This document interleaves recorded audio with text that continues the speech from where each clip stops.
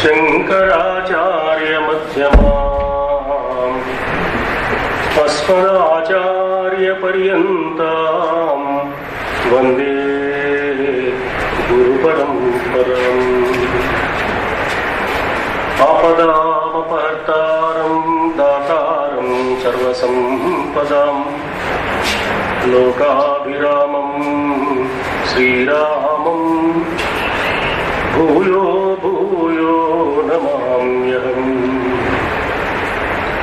సీతారామ గుణగ్రామ పుణ్యారణ్య విహారిణౌ వందే విశుద్ధ విజ్ఞానౌ కవీశ్వర కపీశ్వరౌ.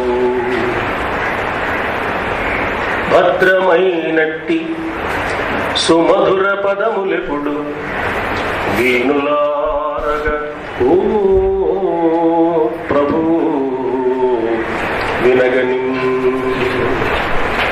నిస్తులానందమున హృది నింపునట్టి సుందరములగు విషయముల్ చూడని. నీదు మహిమల పాడుచు నీదు పనికి జీవితమునంకితముగ చేయు కొరకు నాదు దేహము దృఢముగా నడువని.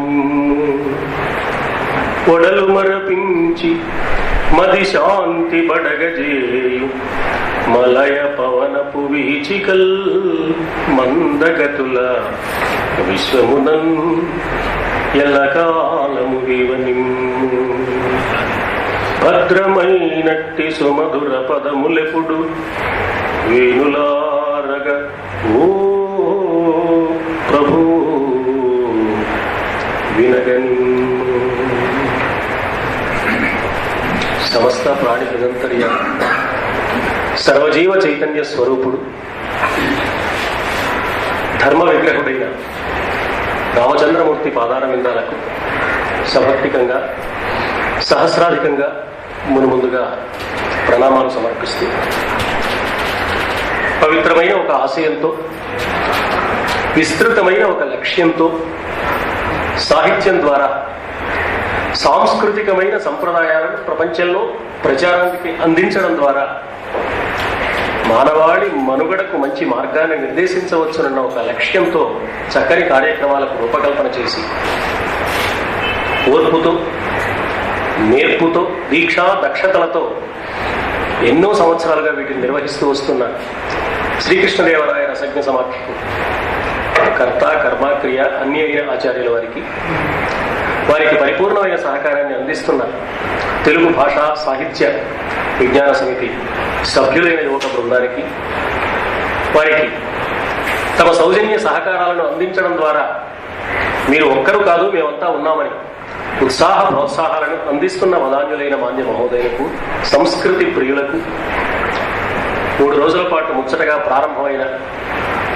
రామాయణంలోని బాలకాండ కార్యక్రమాలు సజావుగా సాగడానికి వీలుగా మా ఇద్దరికి వసతి ఏర్పాటు చేయడం మాత్రమే కాక వక్త బాగా తలెత్తుకోవడానికి వీలైన మంచి వేదికను కూడా ఏర్పాటు చేసిన ఆచార్య మోహన్ రావు తెలియజేస్తారు. రామాయణంలో విశ్వామిత్ర మహర్షి పక్కన రామలక్ష్మణులు ఉన్నారు. వారి ముగ్గురికి ఎదురుగా తాటక ఉన్నది. ఆ నలుగురు మన ఎదురుగా ఉన్నారు. వాళ్ళని అలా ఉంచి ఇంటికి వెళ్ళాను నిన్న. రామాయణ కథలో తాటక సంహారం ఒక అద్భుతమైన సన్నివేశంగా మనకు కనిపిస్తుంది. సర్వసాధారణంగా అవతారమూర్తులు రాక్షస సంహారం చేయడం చాలా సామాన్యమైన విషయంగా కనిపిస్తుంది. కానీ రామాయణంలో మాత్రం రామచంద్రమూర్తి తాటకను సంహరించిన విధానం మానవాళికి ఒక సందేశాన్ని కూడా అందిస్తుంది. తాటక ఎదురుగా కనిపిస్తోంది. ఇది సుకేతుడు అనే యక్షుని కుమార్తె, సుందుడు అనే రాక్షసుని భార్య, మారీచ సుబాహులు ఈమెకు పుత్రులు. యక్షిణి అయి ఉండి కూడా దుర్మార్గపూరితమైన స్వభావం కలిగి ఉన్న కారణంగా ఇది రాక్షసిగా మారిపోయింది. అగస్త్య మహర్షి దీన్ని శపించాడు. మారీచుడు కూడా అలాగే రాక్షసుడిగా మారిపోయాడు. అగస్త్యుడిని సైతం మింగడానికి వీళ్ళు సిద్ధపడ్డ దుర్మార్గపు స్వభావం వీళ్ళలో ఉంది. ఇంత దుర్మార్గురాలి వల్ల ఈ ప్రాంతానికి చాలా ప్రాణాపాయం కలుగుతోంది. కాబట్టి రామచంద్ర తాటకను చంపవలసింది అంటే రాముడు న స్త్రీ వధ్య ఇది శృతం. గురుగారు, స్త్రీ అయితే చంపకూడదు అనే మాట లోకంలో ఒకటి ఉంది కదా. అందువల్ల ఈ తాటక స్త్రీ రూపంలో ఉన్నది కాబట్టి స్త్రీ హత్య మహాపాతకం కనుక ఈ పని చేయడానికి నేను కొంచెం తటపటాయిస్తున్నాను అన్నాడు. విశ్వామిత్రుడు అన్నాడు, యథార్థంగా ఆలోచిస్తే స్త్రీ అయితే చంపరాదు అన్నది యథార్థమే, అది ధర్మమే. కానీ ధర్మ సూక్ష్మం ఒకటి ఉన్నది. స్త్రీ అయితే చంపరాదు అన్న ధర్మాన్ని తన అధర్మానికి ఎవరైనా వినియోగించుకుంటే, ఒక స్త్రీ నేను స్త్రీని కాబట్టి నన్ను చంపే అవకాశం లేదు గనక నేను ఎన్ని దుర్మార్గాలైనా చేస్తాను అనే స్వభావం కలిగిన ఒక స్త్రీ రాక్షసిగా మారినప్పుడు ఆమెను చంపకపోతే ఆ ధర్మం చేసినట్లు అవుతుంది.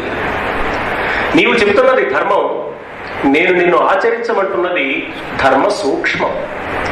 మామూలుగా సర్వసాధారణ పరిస్థితుల్లో స్త్రీని సంహరించరాదు అనేది నియమం. కానీ ప్రత్యేకమైన సందర్భంలో, లోకానికి కీడు వాటిల్లుతున్న సందర్భంలో అనివార్యంగా ఆమెను చంపి తీరితే తప్ప ఆ కీడు నుంచి లోకాన్ని రక్షించడానికి అవకాశం లేదనుకునే పరిస్థితుల్లో ఒక దేశాన్ని పరిపాలించవలసిన ప్రభువు ఒక వ్యక్తికి సంబంధించిన మంచి చెడ్డలు కాక సమూహానికి సంబంధించిన క్షేమాన్ని గురించి ఆలోచించవలసిన అవసరం ఉన్నది. కాబట్టి స్త్రీని చంపడం నేరం కాదు సుమా.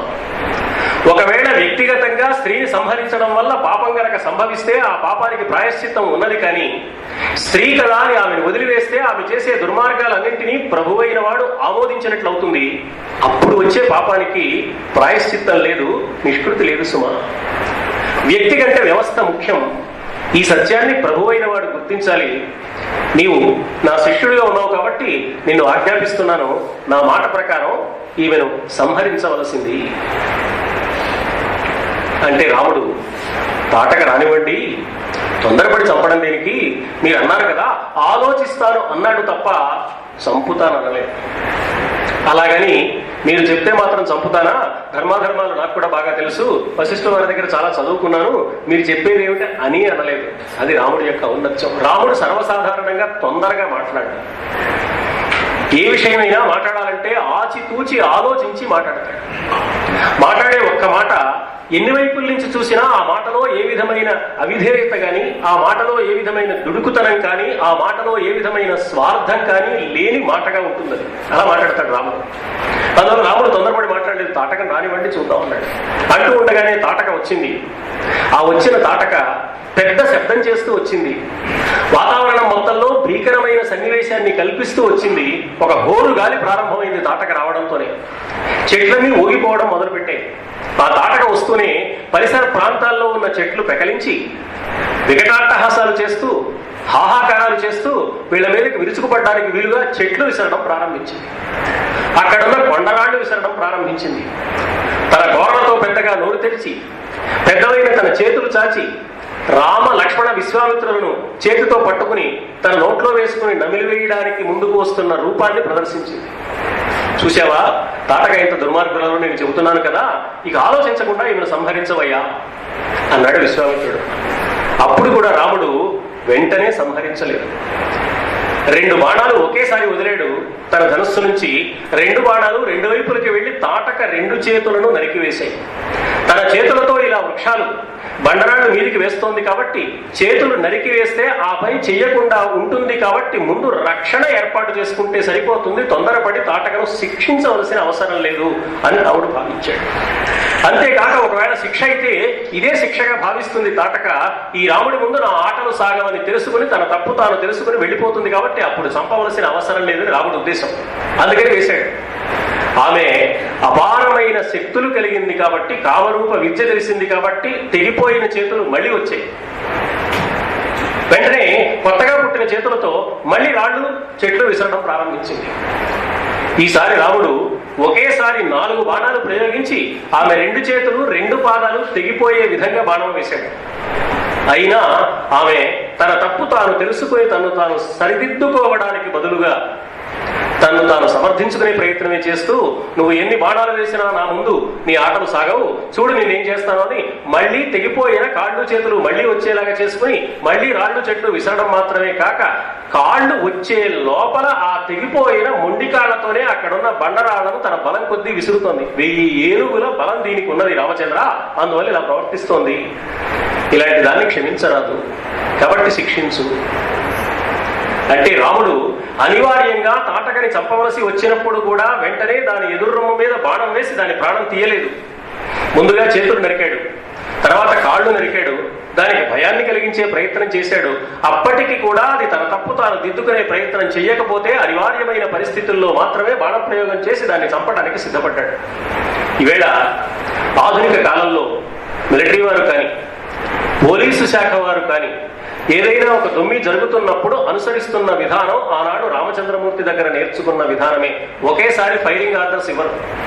ముందు లాఠీ చార్జీ చేస్తారు, తర్వాత బాష్పవాయు ప్రయోగం చేస్తారు, అనివార్యమైతే కాల్పులు కాళ్ల మీద చేస్తారు. ఆ తరువాత మాత్రమే గుండెకు ఎక్కు పెట్టి కాల్పులు జరపడం జరుగుతోంది తప్ప వచ్చి రాగానే వెంటనే ఈ దొమ్మిని ఆపాలి కాబట్టి వెంటనే గుండెల మీద కాల్చేద్దాం అనే ప్రయత్నం చేయడం లేదు.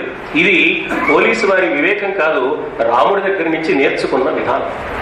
రామచంద్రమూర్తి ఆనాడు దుష్ట శిక్షణలో అనుసరించిన విధానంలో ఎంతటి పరాక్రమం ఉన్నదో అంతకు 2 రెట్లు నిగ్రహం కూడా ఉన్నది, విచక్షణ కూడా ఉన్నది అని మనం గమనించాలి.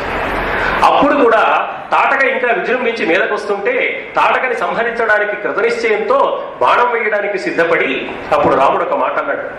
పితుర్వచన నిర్దేశాత్ పితుర్వచన గౌరవాత్ అమోఘస్య వచనం కౌశికస్యేతి కర్తవ్యం అవిశంకయా గోబ్రాహ్మణ హితార్థాయ దేశస్య అస్య సుఖాయ చ కరిష్యామి న సందేహః తాటకా వధముత్తమం. దేశ సుఖాన్ని కోరి దేశంలో బ్రాహ్మణ ధర్మం నిలబడడం ద్వారా, గోవులను పూజించడం ద్వారా, యజ్ఞయాగాది క్రతువులు జరగడం ద్వారా సకల లోకాలకు సకల ప్రజానీకానికి క్షేమం కలగడం అనే ధర్మాన్ని కాపాడాలనే లక్ష్యంతో మాత్రమే గురువు గారి ఆజ్ఞను పాటించి లోకక్షేమాన్ని దృష్టిలో ఉంచుకుని, గురువు చెప్పిన మాట పాటించమని తండ్రి గారు చెప్పిన మాటని దృష్టిలో ఉంచుకుని తాటకని సంహరించాలని నేను భావిస్తున్నాను కాబట్టి బాణం వేస్తున్నాను.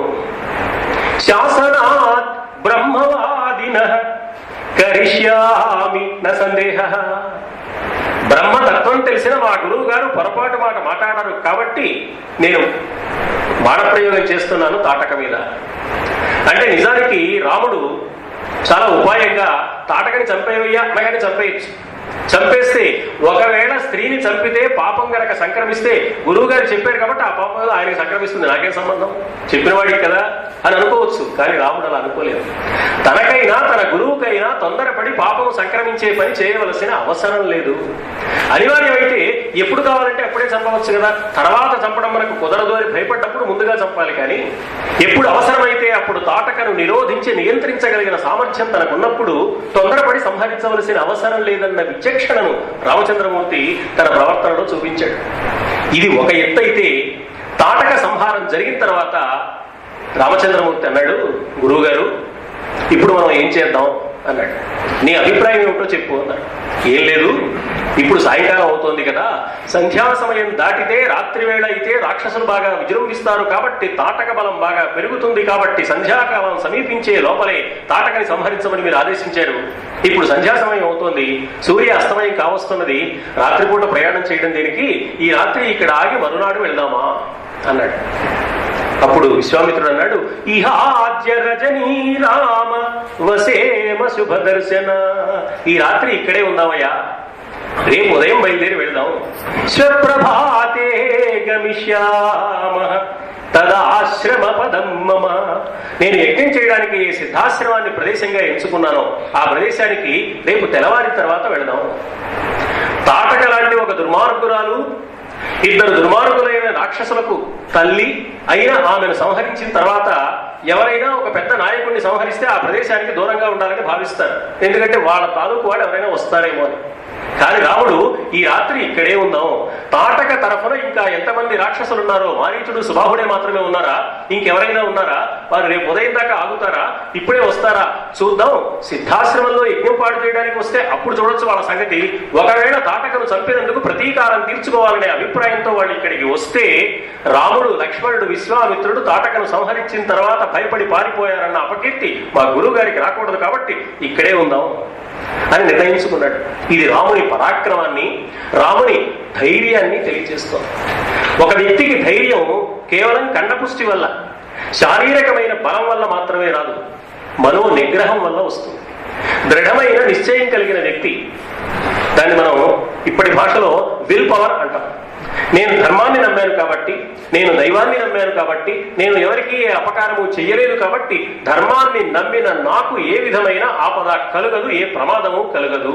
ఒకవేళ కలుగవలసి ఉంటే నిర్ణయం ప్రకారం జరుగుతుంది కాబట్టి, ఆ జరిగే నిర్ణయాన్ని ఎవరో ఆపలేరు కాబట్టి దాని గురించి కలవరపడవలసిన అవసరం లేదని దైవాన్ని, ధర్మాన్ని నమ్మిన వ్యక్తి మనస్సులో ఉండే ధైర్యం నిజమైన ధైర్యం.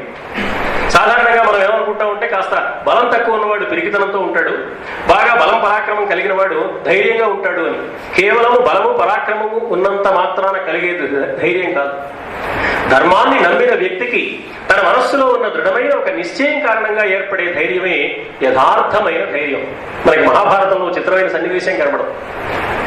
తక్కిన సోదరుల్ని, కుంతీదేవిని భుజాన వేసుకుని లక్క ఇంట్లో నుంచి బయటికి తీసుకొచ్చాడు భీముడు. వాళ్ళు నిద్రపోతూనే ఉన్నారు.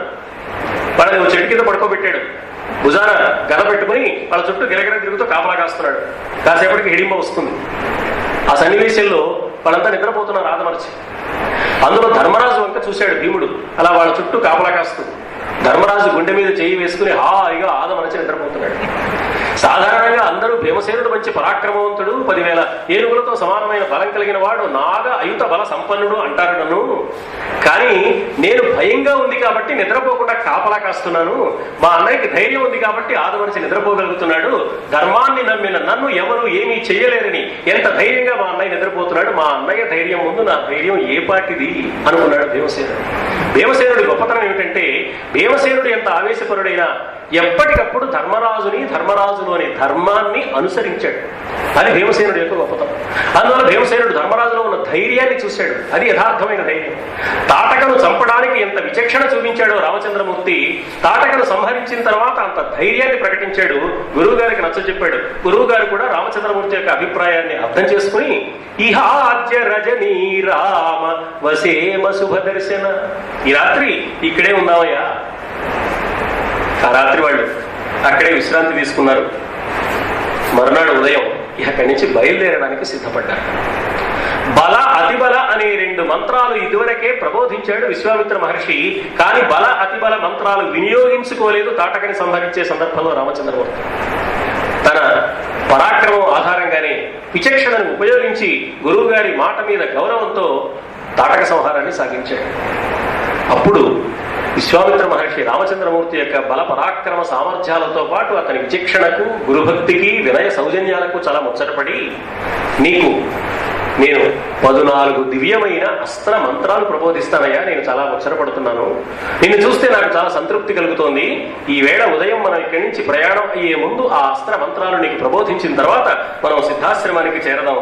పరితుష్టోస్మి భద్రం తే రాజపుత్ర మహాయశ తాని దివ్యాని భద్రం తే దదామి అస్త్రాణి సర్వశః. నీకు అన్ని అస్త్రాలు ఇస్తాను. 48 రకాలైన అస్త్రాలు, వాటికి మూలమైన 14 దివ్యమైన అస్త్ర మంత్రాలు రామచంద్రమూర్తికి విశ్వామిత్రుడు అనుగ్రహించాడు. ఆ రామచంద్రమూర్తి ఆ అస్త్ర మంత్రాలన్నీ స్వీకరించాడు. ఎప్పుడైతే అస్త్ర మంత్రాలు స్వీకరించాడో, అస్త్ర మంత్రాలు స్వీకరించిన రామచంద్రమూర్తి ఎదుట 14 అస్త్ర మంత్రాలకు సంబంధించిన దేవతలందరూ ఎదురుగా సాక్షాత్కరించారు. నేను ఆగ్నేయాస్త్రానికి సంబంధించిన దేవతని, నేను వాయువ్యాస్త్రానికి సంబంధించిన దేవతని, నేను వారుణాస్త్రానికి సంబంధించిన దేవతని, నా అధీనంలో ఈ అస్త్రం ఉంటుంది. ఈనాడు ఈ మంత్రం నీ అధీనం అయింది కాబట్టి నేను నీ అధీనంలో ఉన్నాను. నీకు ఏం చేయమంటావో చెప్పి నేను సిద్ధంగా ఉన్నాను అని ఆ అస్త్ర మంత్రాలన్నీ, ఆ మంత్ర అధిదేవతలందరూ దేవతా రూపాలను ధరించి రాముడికి ఎదురుగా నిలబడి నమస్కారం చేసి, ఈమే స్మ నరశార్దూల శాధికిం కరవామితే. నీకేం చేయమంటావో చెప్పవయ్యా, నీ ఆజ్ఞ పాటించడానికి సిద్ధంగా ఉన్నాం. ఈ క్షణం నుంచి నీకు దాసులం, మేము నీ అధీనంలో ఉన్నాం, ఏం కావాలో చెప్పు. వెంటనే రాముడు, అయితే మీరు నా అధీనంలోకి వచ్చేసారు కదా, ఇక మేము వెళ్లాల్సిన అవసరం లేకుండా మా గురువు గారిని పంపిస్తాం, ఆయన హాయిగా యజ్ఞం చేస్తాడు, మీరు వెళ్లి ఆ యజ్ఞానికి విఘ్నం కలిగించే రాక్షసుల్ని చికాకు పరిచి వాళ్ళని తునాతునకలు చేసి యజ్ఞానికి రక్షణ కల్పించండి, మేము ఇట్టించి అయోధ్య నగరానికి వెళ్తాం అనాలి. అలా అనలేదు రాముడు. మీతో ఎప్పుడు అవసరమైతే అప్పుడు మిమ్మల్ని స్మరిస్తాను, అప్పుడు మీరు వచ్చి నాకు సహకరించుడు గాని అంతవరకు మీరు హాయిగా స్వేచ్ఛగా తిరగండి. అస్త్ర మంత్రాలు మా గురుదేవుల వారు నాకు ఉపదేశించినంత మాత్రాన మీరు అనుక్షణము నా వెంటనే ఉండవలసిన అవసరం లేదు అన్నాడు. ఎవడైనా నిజమైన విద్యావంతుడు, ఈ అస్త్ర మంత్రాలు ఒక విద్య లాంటివి, అస్త్ర మంత్ర సంబంధమైన విద్య గురువు గారు నేర్పారు. తన విద్యను ఒక లగేజ్ లాగా మోసుకుపోకూడదు నిజమైన విద్యావంతుడు. ఆ విద్యకు సంబంధించిన భావన హృదయంలో దృఢంగా స్థిరంగా ఉండాలి. ఆ విద్యా సంబంధమైన భావన అవసరమైన వేళలో దాన్ని వ్యక్తం చేయడానికి వీలుగా ఉండాలి. అలాంటి స్థితి కలిగి ఉండాలి. ఆ స్థితి కోసం మీరు స్వేచ్ఛగా తిరుగులాడండి ఓ అస్త్రమంత్ర దేవతలారా, నాకు అవసరమైన వేళలో మిమ్మల్ని తలుచుకుంటాను. మనసా కార్యకాలేషు సహాయం మే కరిష్యత గమ్యతామితి తానా యథేష్టం రఘునందన. అలా అస్త్రమంత్ర అధిదేవతలకు వీడ్కోలు చెప్పాడు. వాళ్ళంతా వెళ్ళిపోయారు. అప్పుడు గురువుగారు, మీకు ఆశ్రమానికి వెళ్దాం పదండి. ఆశ్రమానికి వెళ్ళారు. ఆ ఆశ్రమ ప్రాంతాన్ని చూపించిన తర్వాత రాముడు అడిగాడు, గురువు గారు ఏం ఆశ్రమం ఇది, ఎందుకు ప్రత్యేకమైన ఈ ప్రదేశాన్ని మాత్రమే మీరు యజ్ఞం నిర్వహించడానికి కావలసిన వేదికగా ఎన్నుకున్నారు, ఈ ప్రదేశాన్ని ఏమంటారు, ఏమిటి ఈ ప్రదేశానికి సంబంధించిన ప్రత్యేకత? అప్పుడు ఆయన చెప్పాడు, రామచంద్ర, ఇది నాకు చాలా ప్రీతిపాత్రమైన ఆశ్రమం. ఏదైనా లోక కళ్యాణానికి సంబంధించిన మహత్తరమైన ఒక యజ్ఞం చెయ్యాలి అంటే ఈ ప్రదేశంలో చేస్తే విశేషమైన ఫలితాన్ని ఇస్తుందని నేను విశ్వసించాను, కాబట్టి ఈ ప్రదేశాన్ని ఎన్నుకున్నానయ్యా. ఈ ప్రదేశానికి సిద్ధాశ్రమం అని పేరు. ఎందువల్ల ఈ పేరు వచ్చిందంటే, ఒకప్పుడు శ్రీ మహావిష్ణువు వామన రూపాన్ని ధరించి దేవతల రాజ్యాన్ని బలిచక్రవర్తి దగ్గర నుంచి మళ్లీ దేవతలకు ఇప్పించడం కోసం, దేవేంద్రుడికి సౌకర్యాన్ని కలిగించడం కోసం దేవేంద్రుడి సోదరుడుగా, తమ్ముడుగా, ఉపేంద్రుడుగా పుట్టి తాననుకున్న పనిని సిద్ధింప చేసుకున్నాడు. దేవతల కార్యాన్ని సిద్ధింపజేశాడు. ఆ ప్రదేశం ఇదే సుమా. కాబట్టి ఇక్కడ దేవ కార్యము సిద్ధించడానికి అనుకూలమైన తపశ్శక్తి ఇక్కడ నిక్షిప్తమై ఉన్నది. కాబట్టి దీనికి సిద్ధాశ్రమం అనే పేరు వచ్చింది. అందువల్ల నా ఆశ్రమం ఇది, అందుకని యజ్ఞం ఇక్కడ చేస్తున్నాను అన్నాడు. అంటే పరోక్షంగా విశ్వామిత్రుడు ఏం చెప్పాడన్నమాట, రామచంద్ర, ఇది నా ఆశ్రమం నువ్వు అనుకుంటున్నావు, కానీ ఇది నిజానికి నీ ఆశ్రమమే సుమా. ఒకప్పుడు వామనుడిగా పుట్టింది, తర్వాత త్రివిక్రముడిగా మారింది, దేవతల రాజ్యాన్ని తిరిగి ఇప్పించింది ఎవరు? నువ్వే కదా. ఆనాడు వామనావతారంలో ఇప్పించావు, ఇప్పుడు మళ్ళీ దేవతలకు సౌకర్యం కలిగించడానికి ఇలా రాముడుగా వచ్చావు. కాబట్టి నువ్వు వచ్చింది నీ పని మీదే, కానీ నా పని మీద కానే కాదు సుమా. మన ఇద్దరికీ ఒకటే పని, అది నీకు నాకు సంబంధించిన వ్యక్తిగతమైన కార్యక్రమం కాదు, లోక రక్షణకు సంబంధించిన కార్యక్రమం. పరమాత్మకు సంబంధించిన మహత్తరమైన ఒక ధర్మాన్ని నిర్వర్తించాలని మానవుడు భావించిన వేళ శక్తులు వాటంతటా అవిగా సంక్రమిస్తాయి. శక్తి వచ్చిన తర్వాత పని చేస్తాను అంటే అది తప్పించుకోవడానికి చెప్పే మాట. పని చేయడానికి అతడు నిర్ణయం తీసుకుంటే అది లోక కళ్యాణానికి ఉపయోగపడే పని అయితే శక్తులు వాటంతటా అవిగా వస్తాయి. శక్తికి మించిన పని అనేది ప్రపంచంలో లేదు. మనం సాధారణంగా ఏమంటామంటే అది నా శక్తికి మించిన పని అండి అంటాం. అంటే తన శక్తికి లోబడిన పనులు కొన్ని ఉన్నాయన్నమాట. అసలు తన శక్తికి లోబడిన పని ఏదీ లేదు, అన్ని శక్తికి మించిన పనులే. ఎందువల్ల ఆ శక్తి మించిన శక్తి ఏదో పరమాత్మ ఇతడికి ప్రసాదించి ఇతడి చేత చేయిస్తాడు తప్ప ఏ శక్తి ఇతడి సొంతం కాదు. అందువల్ల శక్తికి మించిన పని లేదు, తన శక్తికి లోబడిన పని లేదు.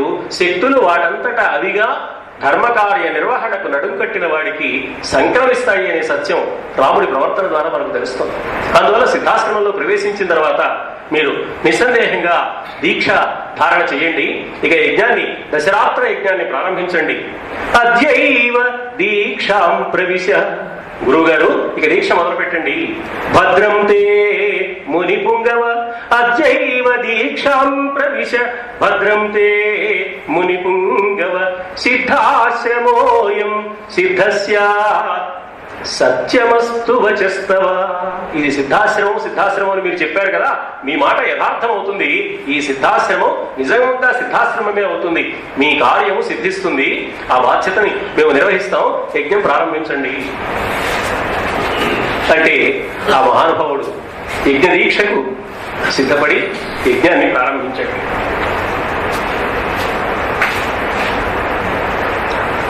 మారీచుడు వచ్చాడు, సుబాహుడు వచ్చాడు. మారీచ సుబాహుల వెంట చాలా మంది రాక్షసులు వచ్చారు. వాళ్ళు రక్తాన్ని, మాంసాన్ని, ఎముకలను ఈ యజ్ఞగుండంలో వేసి ఆ యజ్ఞానికి విఘ్నం కలిగించడం ప్రారంభించారు. రాముడు మానవాస్త్రం అనే పేరు కలిగిన ఒక అస్త్రాన్ని ప్రయోగించాడు. ఆ మానవాస్త్రం ఎలా ఉంటుంది అంటే, మానవాస్త్రం ఎవరి మీదైనా ప్రయోగించబడితే వాడు అతి తీవ్రమైన చలిగాలిలో పడిన వాడిలాగా వణికిపోతాడు. కాబట్టి గిలగిల కొట్టుకుంటూ ఆ చలిగాలి తీవ్రతకు తట్టుకోలేక వాడు చాలా దూరం విసిరివేయబడి మారీచుడు సముద్రాల అవతల పడ్డాడు. రాముడు కొట్టిన ఈ బాణం దెబ్బ మారీచుడికి చాలా బాగా గుర్తుంది. ఎంత బాగా గుర్తుంది అంటే, ఆనాటి నుంచి రామ బాణం కాదు, రామ కాదు, రా అంటే చాలా ఆయనకి భయం పుట్టింది. ఈ సంగతి అరణ్యకాండం తర్వాత చెప్తాడు. నాకు రా అంటే భయంగా ఉంది, రామ అనక్కర్లేదు, మొదటి అక్షరం పలికితే చాలు. రెండో అక్షరం మా కాకపోవచ్చు, రత్నం అనొచ్చు, ఎవడైనా రథం అనొచ్చు, తర్వాత ఏమంటాడో తెలియదు, రా అంటే చాలు నేను వణికిపోతున్నాను అన్నాడు. అంటే రామ బాణం దెబ్బ అంత గట్టి దెబ్బ అన్నమాట. ఒకే మాట, ఒకే బాణం అన్నారే, ఆ ఒకే బాణం ఎంత గొప్పదో మారీచుడు బాగా అనుభవానికి తెచ్చుకున్నాడు. మారీచుడు అక్కడ పడ్డాడు. సుబాహుడు వచ్చాడు. సుబాహుడిని రామచంద్రమూర్తి ఒక బాణం వేసి సంహరించాడు. చాలా ఆశ్చర్యకరమైన విషయం ఏంటంటే, పెద్దవాడైన మారీచుడినేమో దూరంగా కొట్టాడు, సుబాహుడినేమో సంహరించాడు. అంటే సుబాహుడు మారీచుడిని అనుసరించి వచ్చినవాడు. అనుసరించి వచ్చిన సుబాహుడిని సంహరించాడు. ప్రధానంగా ఈ నిర్ణయం తీసుకున్న మారీచుడిని మాత్రం దూరంగా పడేలాగా కొట్టాడు. ఎందువల్ల? నన్ను అనుసరించిన సుబాహుడు మరణించాడన్న విషయాన్ని తెలుసుకుని దూరంగా పడిన మారీచుడు సంస్కరింపబడితే వాటిని చంపాల్సిన అవసరం లేదు. ఏ విధమైన విచక్షణ జ్ఞానం లేకుండా మొండితనంగా, గుడ్డితనంగా అనుసరిస్తున్న సుబాహుడిని చంపడం మంచిది కాబట్టి వాడిని చంపేశాడు. ఇంకా సుబాహుడు కాకుండా ఎంతో మంది అనుచర రాక్షసులు వచ్చారు. వారందరినీ కూడా రాముడు సంహరించాడు. యజ్ఞం నిర్విఘ్నంగా పూర్తయింది. ఇక్కడ చాలా ఆశ్చర్యకరమైన విషయం, మారీచుడు, సుబాహుడు భారతీయ వేదాంత శాస్త్రం ప్రకారం మారీచ శబ్దానికి ఒక ప్రత్యేకమైన అర్థం ఉంది. తత్వశాస్త్రం ప్రకారం సుబాహు శబ్దానికి ఒక ప్రత్యేకమైన అర్థం ఉంది. మారీచుడు అంటే మరీచ సంబంధమైన లక్షణం కలిగిన వాడు. మరీచి అంటే ఎండమావి. ఎండమావి లేనిది ఉన్నట్లుగా భ్రమింపజేస్తుంది. ఈ మారీచుడి స్వభావంలో లేనిది ఉన్నట్లుగా భ్రమింపజేసే లక్షణం ఉంది. అందువల్లే వాడు లేనిది ఉన్నట్లుగా భ్రమింపజేస్తూ తర్వాత బంగారు లేడిగా మారిపోయాడు. లేనిది ఉన్నట్లుగా భ్రమింపజేసే లక్షణం వాడికి ఉన్నది కాబట్టి వాడు సత్యాన్ని ఎప్పటికీ చూడలేడు. అందువల్ల యజ్ఞం జరిగితే దాన్ని భగ్నం చేస్తే, యజ్ఞం జరిగితే లోకానికి మంచిది కాదు, యజ్ఞాన్ని భగ్నం చేస్తేనే మనకు మంచిది అని వాడు అనుకుంటున్నాడు. ఈ అనుకోవడం వాడి పొరపాటు ఆలోచనకు సంబంధించిన విషయం. యజ్ఞం జరిగితే లోక కళ్యాణం కలుగుతుంది కాబట్టి, నేను కూడా లోకంలో ఒక భాగమై ఉన్నాను కాబట్టి, నేను కూడా సన్మార్గంలోకి ఉంటే నాకు మేలు కలుగుతుంది అని ఆలోచించడానికి బదులుగా, యజ్ఞం జరిగితే ఎవరో దేవతలకి, మహర్షులకి మాత్రం ప్రయోజనం, మా రాక్షస జాతికి చాలా నష్టం కలుగుతుంది కాబట్టి మేము ఎలాగైనా యజ్ఞాన్ని పాడు చేయాలి, రావణుడు పంపించాడు కాబట్టి రావణుడి ఆజ్ఞ పాటించి యజ్ఞానికి విఘ్నం కలిగించడమే మాకు ప్రయోజనకరం అని భ్రాంతి పడుతున్నాడు. వాడు భ్రాంతి పడే స్వభావం కలిగిన వాడు. సుబాహుడు అంటే మంచి బాహుబలం కలిగిన వాడు. వాడికి విచక్షణ లేదు, ఆలోచన లేదు. తనకున్న బాహుబలాన్ని ఎవరో చెప్తే అదే గుడ్డిగా నమ్మి దానికోసం వెచ్చించే స్వభావం కలిగిన వాడు సుబాహుడు. మనకి మనస్సులో సర్వసాధారణంగా మనం ఏ పని చేయాలన్నా 2 లక్షణాలు, మనస్సుకు సంబంధించిన లక్షణాలు ఉన్నాయని తత్వశాస్త్రం చెబుతుంది. ఒకటి సంకల్పం, రెండవది వికల్పం. టాటా ఇన్స్టిట్యూట్ లో రామాయణ కార్యక్రమం జరుగుతోంది, టాటా ఇన్స్టిట్యూట్ లో మహాభారతం జరుగుతోంది, టాటా ఇన్స్టిట్యూట్ లో సౌందర్యలహరి జరుగుతోందంటే వెళ్ళాలి అనే ఒక సంకల్పం మనకు కలుగుతుంది. వెళ్ళాలి అనే సంకల్పం కలిగిన తర్వాత 1 గంట తర్వాత పొద్దున 9ంటికి వెళ్దాం అనిపించింది. ఆచార్యులు వారు ఫోన్ చేశారు, వెళ్తే బాగుంటుంది. 11ంటికో 12ంటికో సాయంత్రం 5ంటికి టాటా ఇన్స్టిట్యూట్కి వెళ్ళడం కుదరదు, మరొక అవసరమైన పని ఉంది. ఈ టాటా ఇన్స్టిట్యూట్ లో కార్యక్రమాలు ఎప్పుడు జరిగే, సుబ్బారావు గారికి వేరే పని ఉంది కనుక ఆ వచ్చే వాళ్ళకి కూడా వేరే పనులు ఏదైనా చెబుతూనే ఉంటారు, మన పనులు మానుకుని ఇవన్నీ ఎందుకులే అని ఇంకొక సంకల్పం కలుగుతుంది. అది దీని మీద వ్యతిరేకత కాదు, ఆ సంకల్పం మీద ఉండే ఆకర్షణ, అది సంకల్పం. సంకల్పం కారణంగా వేరొక సంకల్పం కారణంగా మంచి సంకల్పం ఆగిపోతుంది. రెండవది వికల్పం. వాడికి వేరే ఏం పని లేదు, వేరే సంకల్పము లేదు. అయినా అక్కడికి వెళ్ళి వినేదేమిటి, శ్లోకాలు చదివి తాత్పర్యాలు చదువుతారు, ఇంతే కదా. దీనికోసం మనం అక్కడికి వెళ్ళి రామాయణం వినేదేమిటి, భారతం వినేదేమిటి, హాయిగా ఆ 22 అంగుళాల పెట్టె ముందు కూర్చుంటే బోరు విశేషాలు చూసుకోవచ్చు అనే ఆలోచన కలుగుతుంది వాడికి. ఇది వికల్పం. అంటే ఉన్న విషయం బదులు మరొక సంకల్పం కలగడం సంకల్పం, ఉన్న విషయం మీద వ్యతిరేక భావం చిన్న చూపు కలిగి ఉండడం వికల్పం. సంకల్ప వికల్పాలు రెండూ కూడా సత్సంకల్పానికి అవరోధాన్ని కలిగిస్తాయి. అందువల్ల సాధకుడైన వాడు ఏం చేస్తాడు, తనలో ఉన్న వికల్పాన్ని ముందుగా పరిహరింపజేసుకోవాలి, తనలో ఉన్న సంకల్పాన్ని సత్సంకల్పంగా మార్చుకోవాలి. దీనికి సంకేతంగా ప్రతీకాత్మకంగా రామాయణ కథలో వికల్పానికి ప్రతీకగా ఉన్న సుబాహుడు సంహరించబడ్డాడు, సంకల్పానికి ప్రతీకగా ఉన్న మారీచుడు సత్సంకల్పంగా మారాడు. అందువల్ల అతడు తాపస వృత్తిని పాటించాడు. అక్కడి నుంచి మారీచుడు మనస్తత్వం మారిపోయింది, వాడి ఆలోచన మారిపోయింది. భక్తి సంగతి ఎలా ఉన్నా ముందు భయంతో వాడు మారాడు, తర్వాత వాడు బంగారు లేడిగా మారాడు. అంటే మానవుడి మనస్సులో మంచి పనులు జరగడానికి వ్యతిరేక భావంతో ఉన్న వికల్పాలు పరిహరింపబడాలి, సంకల్పాలు పవిత్రమై స్వర్ణమయమైన సంకల్పాలుగా, బంగారుమయమైన సంకల్పాలుగా మారాలి. బంగారం అంటే శ్రేష్టం, బంగారం అంటే శ్రేష్టం అని మనం ఎన్నో గ్రంథాలు చదివి తెలుసుకోనక్కర్లా. మన ఇంటి ముందు కూరగాయలు అమ్మేవాడు చెబుతాడు, బంగారం లాంటి వంకాయలు అమ్మగారు పుచ్చుకోండి అంటాడు. నిజంగా బంగారం లాంటి వంకాయలే అయితే ఆభరణాలు చేయించుకోవడానికి పనికొస్తాయి, కానీ కూర వండుకోవడానికి పనికిరావు. కానీ వాడు బంగారం లాంటి వంకాయలు అంటాడు. అంటే శ్రేష్టమైనవి, బంగారము శ్రేష్టతకు గుర్తు. మారీచుడు బంగారు లేడిగా మారాడు అంటే శ్రేష్టమైన స్థితిని పొందడానికి కావలసిన సంకల్పం ఒకటి రామ బాణపు దెబ్బ వల్ల అతడికి కలిగింది. తర్వాత రాబోయే ఆ స్వర్ణమయమైన సంకల్ప స్థితికి సంకేతంగా ఇప్పుడు మారీచుడికి తాపస వృత్తిని పాటించాలనే ఆలోచన వచ్చింది. అక్కడ వెళ్లి పడిన తర్వాత అతడు తాపస వృత్తిని పాటించడం ప్రారంభించాడు. కానీ రావణుడి అనుచరుడు కాబట్టి ఎంత తాపస వృత్తిని పాటించినా రావణుడి ఆజ్ఞలు కూడా కొన్ని సందర్భాల్లో వాడు నిర్వహించవలసిన అవసరం వస్తూ ఉంటుంది. అందువల్ల వాడు నిర్వహిస్తున్నాడు. సుబాహుడు మరణించాడు, అనుచరులందరూ మరణించారు, మారీచుడు మాత్రం అక్కడ వెళ్లి పడ్డాడు. 10 రాత్రుల యజ్ఞం కూడా పూర్తయింది. విశ్వామిత్రుడు చాలా సంతోషించాడు, రామలక్ష్మణులను ఆశీర్వదించాడు. మీ తండ్రి గారు పంపిన ప్రయోజనం మీరు నెరవేర్చారు. నా కోరిక మేరకు పవిత్రమైన ఈ యాగాన్ని ఎన్నో సందర్భాలలో ప్రారంభించి ప్రతిసారి విఘ్నం కలుగుతూ నేను ఎంతో బాధపడుతున్న ఈ యజ్ఞం ఈనాటికి సఫలమైంది, మీ వల్ల సఫలమైంది, మీకు పరిపూర్ణమైన ఆశీర్వచనం అందిస్తున్నాను అంటే రాముడు చెప్పాడు, ఇవౌస్మ ముని శార్దూల కింకరౌ సముపస్థితౌ. మీరు ఆశీర్వదించాలి గురువు గారు, మీరు మమ్మల్ని అభినందించకూడదు, మమ్మల్ని ప్రశంసించకూడదు, మీ ఆశీస్సులే మాకు కావాలి. ఎందువల్ల మేమిద్దరం మీ సేవకులం సుమ. మహర్షులైన మీరు లోక కళ్యాణాన్ని భావించి ఏ దివ్యమైన ఆలోచనతో ఈ యజ్ఞాన్ని నిర్వహిస్తున్నారో ఆ యజ్ఞం కారణంగా సమస్త లోకాలకు ప్రయోజనం కలుగుతుంది. సమస్త లోకాలకు ప్రయోజనం కలిగితే మా తండ్రి గారు పరిపాలిస్తున్న రాజ్యంలోని ప్రజలందరూ సుఖంగా ఉంటారు. మా తండ్రి గారు పరిపాలిస్తున్న రాజ్యంలోని ప్రజలందరికీ సుఖ సౌఖ్యాలు కలిగితే మాకెంతో ఆనందం కలిగించే అంశం అవుతుంది. కాబట్టి మేమే మీకు కృతజ్ఞతలు చెప్పాలి, మీ ఆశీస్సులు మాకెప్పుడూ కావాలి. అందువల్ల ఇంతేనా, ఇంకా చేయవలసిన పని ఏమైనా ఉంటే మీరు ఆజ్ఞాపించండి, మీరు ఏమి ఆజ్ఞాపిస్తే అది చేయడానికి మేము సిద్ధంగా ఉన్నాం. కరవామ శాసనం కిం కరవామ ఆజ్ఞాపయ యథేష్టం వై. మీ శాసనాన్ని మేము తప్పకుండా పాటిస్తాం. ఏ శాసనం పాటించమంటారో చెప్పండి, ఆజ్ఞాపించండి. మీరు కోరిన ఆజ్ఞ మేము తప్పకుండా నిర్వహిస్తాం అంటే ఆయన చాలా సంతోషపడ్డాడు. సంతోషపడి మీకున్న గురుభక్తి, మీకున్న పితృభక్తి, మీకున్న వినయం, మీకున్న సౌజన్యం, ఈ దేశాన్ని ఏలబోయే ఒక ఉత్తముడైన వ్యక్తికి ఏ మంచి గుణాలు ఉంటే దేశ ప్రజలు 10 కాలాల పాటు సౌఖ్యాన్ని అనుభవిస్తారో అటువంటి ఉత్తమ గుణాలు రాశీభూతమై నీలో ఉన్నాయి రామచంద్ర. ఇది నాకు చాలా ఆనందాన్ని కలిగిస్తున్నది. ఆ మాట అన్నావు, అదే చాలయ్యా. ఇక్కడి నుంచి మేము మిథిలా నగరానికి వెళ్ళాలని కోరుకుంటున్నాం. మిథిలా నగరంలో ఒక విశేషం ఉన్నది. అక్కడ జనక మహారాజు ఒక అద్భుతమైన యజ్ఞాన్ని సంకల్పించాడు. ఆ యజ్ఞాన్ని ఆయన చాలా దీక్షతో నిర్వహించాడు. ఆ యజ్ఞ సందర్భంగా ఆ జనక మహారాజును చూడాలని మాకు కోరిక కలిగింది. మా మహర్షి బృందం అంతా మిథిలా నగరానికి బయలుదేరి వెళుతోంది, నువ్వు కూడా మాతో వస్తే బాగుంటుంది.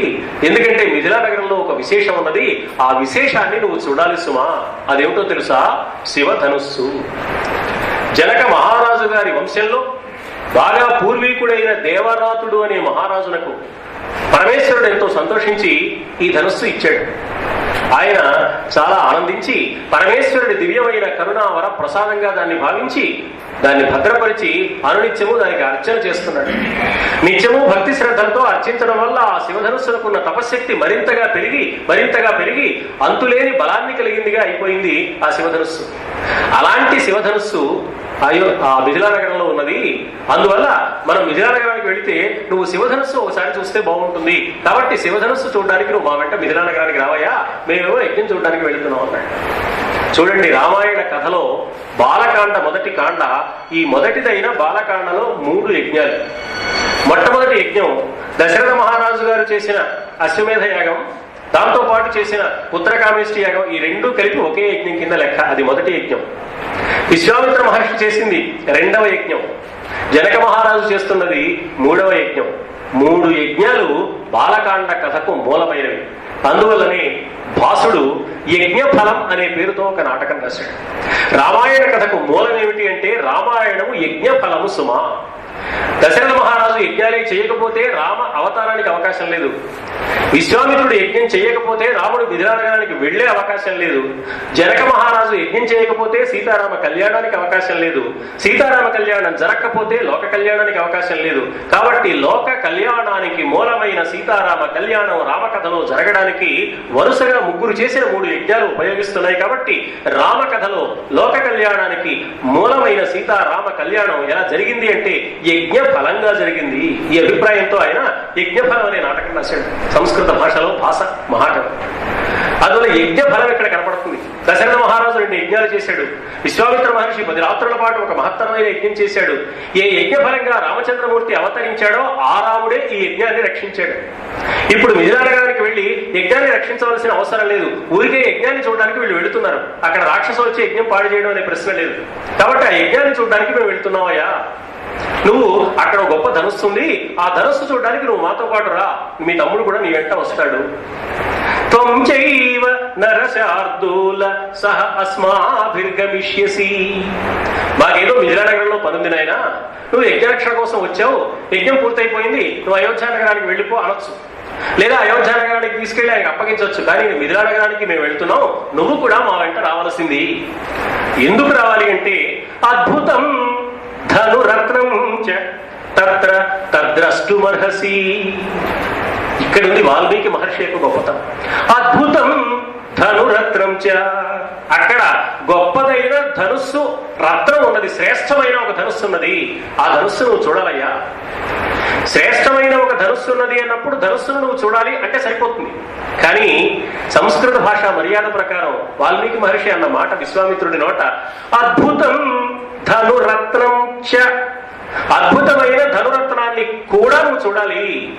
ఈ ధనురత్నంతో పాటు అక్కడ జనక మహారాజు గారి పుత్రికారత్నం కూడా ఉంది. ఈ విషయాన్ని వాచ్యం చేసి చెప్పలేదు విశ్వామిత్రుడు. సీతారామ కళ్యాణం విశ్వామిత్రుడు లేకపోతే లేదు కాబట్టి విశ్వామిత్రుడు వచ్చింది సీతారామ కళ్యాణానికే కానీ యాగరక్షణ కోసం కానే కాదు. బల అతిబల విద్యను నేర్పినవాడు, 14 అస్త్ర మంత్రాలు రామచంద్రమూర్తికి ప్రబోధించినవాడు, ఆయనే అస్త్ర మంత్రాలను ఆదేశించి మీరంతా నాకు రక్షణగా ఉండడం నేను యజ్ఞం చేస్తున్నాను అంటే రాముడితో లక్ష్మణుడితో విశ్వామిత్రుడికి పనిలేదు. ఆయన యజ్ఞ రక్షణ వంకగా పెట్టుకుని రాముడిని తన వెంట తీసుకొచ్చి బల అతిబల విద్యలు ఆయనకి నేర్పి ఈ 14 అస్త్ర మంత్రాలు తర్వాత 48 ప్రధానమైన అస్త్రదేవత మంత్రాలు ఆయనకి ప్రబోధించి రాముడిని భావి కాలంలో నిర్వహించవలసిన అవతార ప్రయోజనానికి తగిన వ్యక్తిగా తీర్చిదిద్దడానికి మాత్రమే ఆయన వచ్చాడు. అందువల్లనే నేను శ్రేయశ్చాస్మై ప్రదాస్యామి బహురూపం న సంశయ, బహురూపమైన శ్రేయస్సు నీకు కలిగిస్తాను, నీ కుమారుడికి కలిగిస్తాను అని దశరథ మహారాజుతో అన్న మాటల్లో వివాహం చేస్తాను అనే అర్థం కూడా దాగి ఉంది. ఆ వివాహం చేయడానికి వీలుగా ఇప్పుడు మాట్లాడుతున్నాడు కాబట్టి అక్కడ ధనురత్నం కూడా ఉందయ్యా, దాన్ని నువ్వు చూడాలి. ధనురత్నం కూడా చూడాలంటే ఇంకేదో చూడదగింది ఉంది కదా, అదేమిటి అంటే సీత. మిథిలా నగరానికి 2 ప్రత్యేకతలు ఉన్నాయి. ఒకటి సీత, 2 శివధనుస్సు. ఈ సీతకు శివధనుస్సుకు కూడా సంబంధం ఉన్నది. ఒక పల్లె పూర్ణ ప్రజ్ఞాచార్యులు గారని గుంటూరులో ఉన్నారు. ఆయన చాలా చాలా గొప్ప కవి.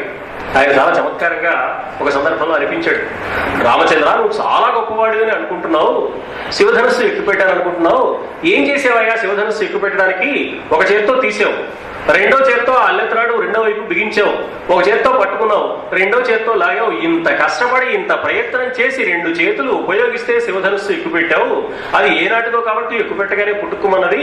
ఎక్కుపెట్టడం నీ గొప్పతనమే కానీ సీతమ్మ గొప్పతనం ముందు నీ గొప్పతనం పెద్ద విషయం కాదు. ఆవిడ ఒక్క చేత్తో, అది కూడా ఎడం చేత్తో ఇలా శివధనుస్సున్న బండిని అలా తోసేయగలిగింది. మా సీత ముందు నీ బలం ఏ పాటిది అంటాడు ఆయన. అంటే సీత కళ్యాణము శివధనుస్సుతో ముడిపడి ఉన్నది. సీతకి వీర్య శుల్క అని పేరు. అంటే సీతాదేవిని వివాహం చేసుకోవలసిన వ్యక్తి కన్యాశుల్కం చెల్లించాలి. ఆ కన్యాశుల్కం రూపాయల లెక్కలో లేదు, అది పరాక్రమం లెక్కలో ఉంది. శివధనుస్సును ఎవరు ఎక్కుపెట్టగలరో వారు మాత్రమే సీతను వివాహం చేసుకోవడానికి కన్యాశుల్కాన్ని చెల్లించగలిగిన వారు. శివధనుస్సు విరగొట్టమని అడగలేదు జనక మహారాజు, ఎక్కుపెట్టమని మాత్రమే అడిగాడు. శివధనుస్సు ఎక్కుపెట్టగలిగితే, శివధనుస్సు ఎక్కుపెట్టాలంటే దాన్ని వంచాలి. ఎందుకని ఆ ధనుస్సుకు ఒకవైపు అల్లెత్రాడు ముడివేసి ఉంటుంది, దాన్ని తీసి రెండో వైపు బిగించాలి. బిగించాలంటే బిగించడానికి సరిపోయేట్టుగా ఉండదు. ఆ అల్లెత్రాడు బాగా ఉంచి మాత్రమే బిగించడానికి వీలుగా ఉంటుంది. ఉంచి బిగించినప్పుడు మాత్రమే దానికి తన్యత అంటే టెన్షన్ బాగా లాగి వదలడానికి వీలైన పద్ధతి వస్తుంది బాణానికి. అప్పుడు మాత్రమే ఎక్కువ పెట్టడానికి కుదురుతుంది. కాబట్టి ఆ అల్లెత్రాటిని బాగా రెండో కొరకు బిగించాలి అంటే ధనుస్సును బాగా వంచాలి. కేవలం ధనుస్సు తీసి ఆ పట్టుకుంటే చాలదు, దాన్ని వంచాలి. వంచితే చాలదు, రెండో వైపున అల్లెత్రాడు బిగించాలి. ఇంత కష్టమైన పని ఒక పరీక్షగా పెట్టి స్వయంవరాన్ని ప్రకటించాడు జనక మహారాజు అని మామూలుగా కథల్లో మనం అనుకుంటున్నాం. కానీ రామాయణంలో స్వయంవరం కానీ ఒక్కొక్కరు వచ్చి ఆ ధనుస్సు తీసే ప్రయత్నం చేసి దాన్ని మీద వేసుకుని కింద పడిపోవడం కానీ, రావణాసురుడు కూడా రావడం కానీ, ఆ రావణాసురుడు ఆ ధనుస్సు తీసుకుని తన మీద వేసుకుని పడిపోవడం కానీ వాల్మీకి రామాయణంలో లేదు. రాముడు వెళ్లి ఆ ధనుస్సు తీసాడని దాని కింద పడిపోయి గెలగలాడుతున్న రావణాసురుడు దొరికిందే సందర్భని అమ్మాయ బతుకు జీవుడానికి పారిపోయాడని ఇలా చిత్రమైన కథలని నాటకాల వాళ్ళు సినిమాల వాళ్ళు తర్వాత తయారు చేశారు. నిజానికి ఆ ధనుస్సు చాలా పవిత్రమైంది. దాన్ని తన పూజా మందిరంలో పెట్టి దేవరాతుడు ఇచ్చినప్పటి నుంచి జనక మహారాజు ఎంతో భక్తి శ్రద్ధలతో దాన్ని అర్చిస్తూ వస్తున్నాడు. తన వంశీయులు పూర్వులైన వాళ్ళు ఇచ్చారు. దేవరాతుడి దగ్గర నుంచి పరంపరగా తన వరకు వచ్చింది. ఆ ధనుస్సు ఒక పెట్టెలో భద్రపరచి ఉంది. 500 మంది బాగా బలశాలులైన మహావీరులు నడిపించుకుంటూ వస్తే తప్ప ఆ బండి కదలదు, అంత బరువైన శివధనుస్సు. అలాంటి శివధనుస్సు కింద ఒక బంతి పడితే ఆ బంతి తీసుకోవడానికి ఆ బండి అలా ఒక చేత్తో తోసి రెండో చేత్తో బంతి తీసుకుంది సీత. ఇది చూసి జనకుడు ఆశ్చర్యపోయాడు. ఇంత అపారమైన బలపరాక్రమ సంపన్నత కలిగిన సీతాదేవికి తగిన యోగ్యుడైన భర్త ఎవరు? ఈ శివధనుస్సును ఎవడు ఎక్కుపెట్టగలిగితే అతడే. నిజానికి దాన్ని అలా కదిలించడం కన్నా ఎక్కుపెట్టడం కష్టమైంది. అంటే మా అమ్మాయి కంటే బలవంతుడైన వాడే మా అమ్మాయికి భర్తగా ఉండాలి అని జనక మహారాజు గారు కోరుకున్నారు. అందువల్ల ఆ విశేషం విశ్వామిత్రుడికి తెలుసు, కానీ దాన్ని వాచ్యం చేయలేదు. చేయకుండా అద్భుతం ధనురత్నం చ, అక్కడ అద్భుతమైన ధనురత్నం కూడా ఉన్నదయ్యా, తత్ర తద్రష్టుమర్హసి, అక్కడికి మాతో పాటు నువ్వు వచ్చి ఆ ధనురత్నాన్ని చూడవలసింది, ధనురత్నాన్ని కూడా చూడవలసింది. అద్భుతం ధనురత్నం చ, ఈ చారే అవ్యయం వాల్మీకి మహర్షి అద్భుతమైన అర్థంలో ప్రయోగించారు. మనం అనుకున్నాం వ్యాస వాల్మీకుల రచనల్లో తూచారు కేవలం పాదపూరణ పదాలు వ్యర్థ పదాలు కానే కావు, ప్రత్యేకమైన భావనతో దాన్ని ప్రయోగిస్తారు. అలాంటి ప్రయోగాల్లో ఇదొక ప్రయోగం.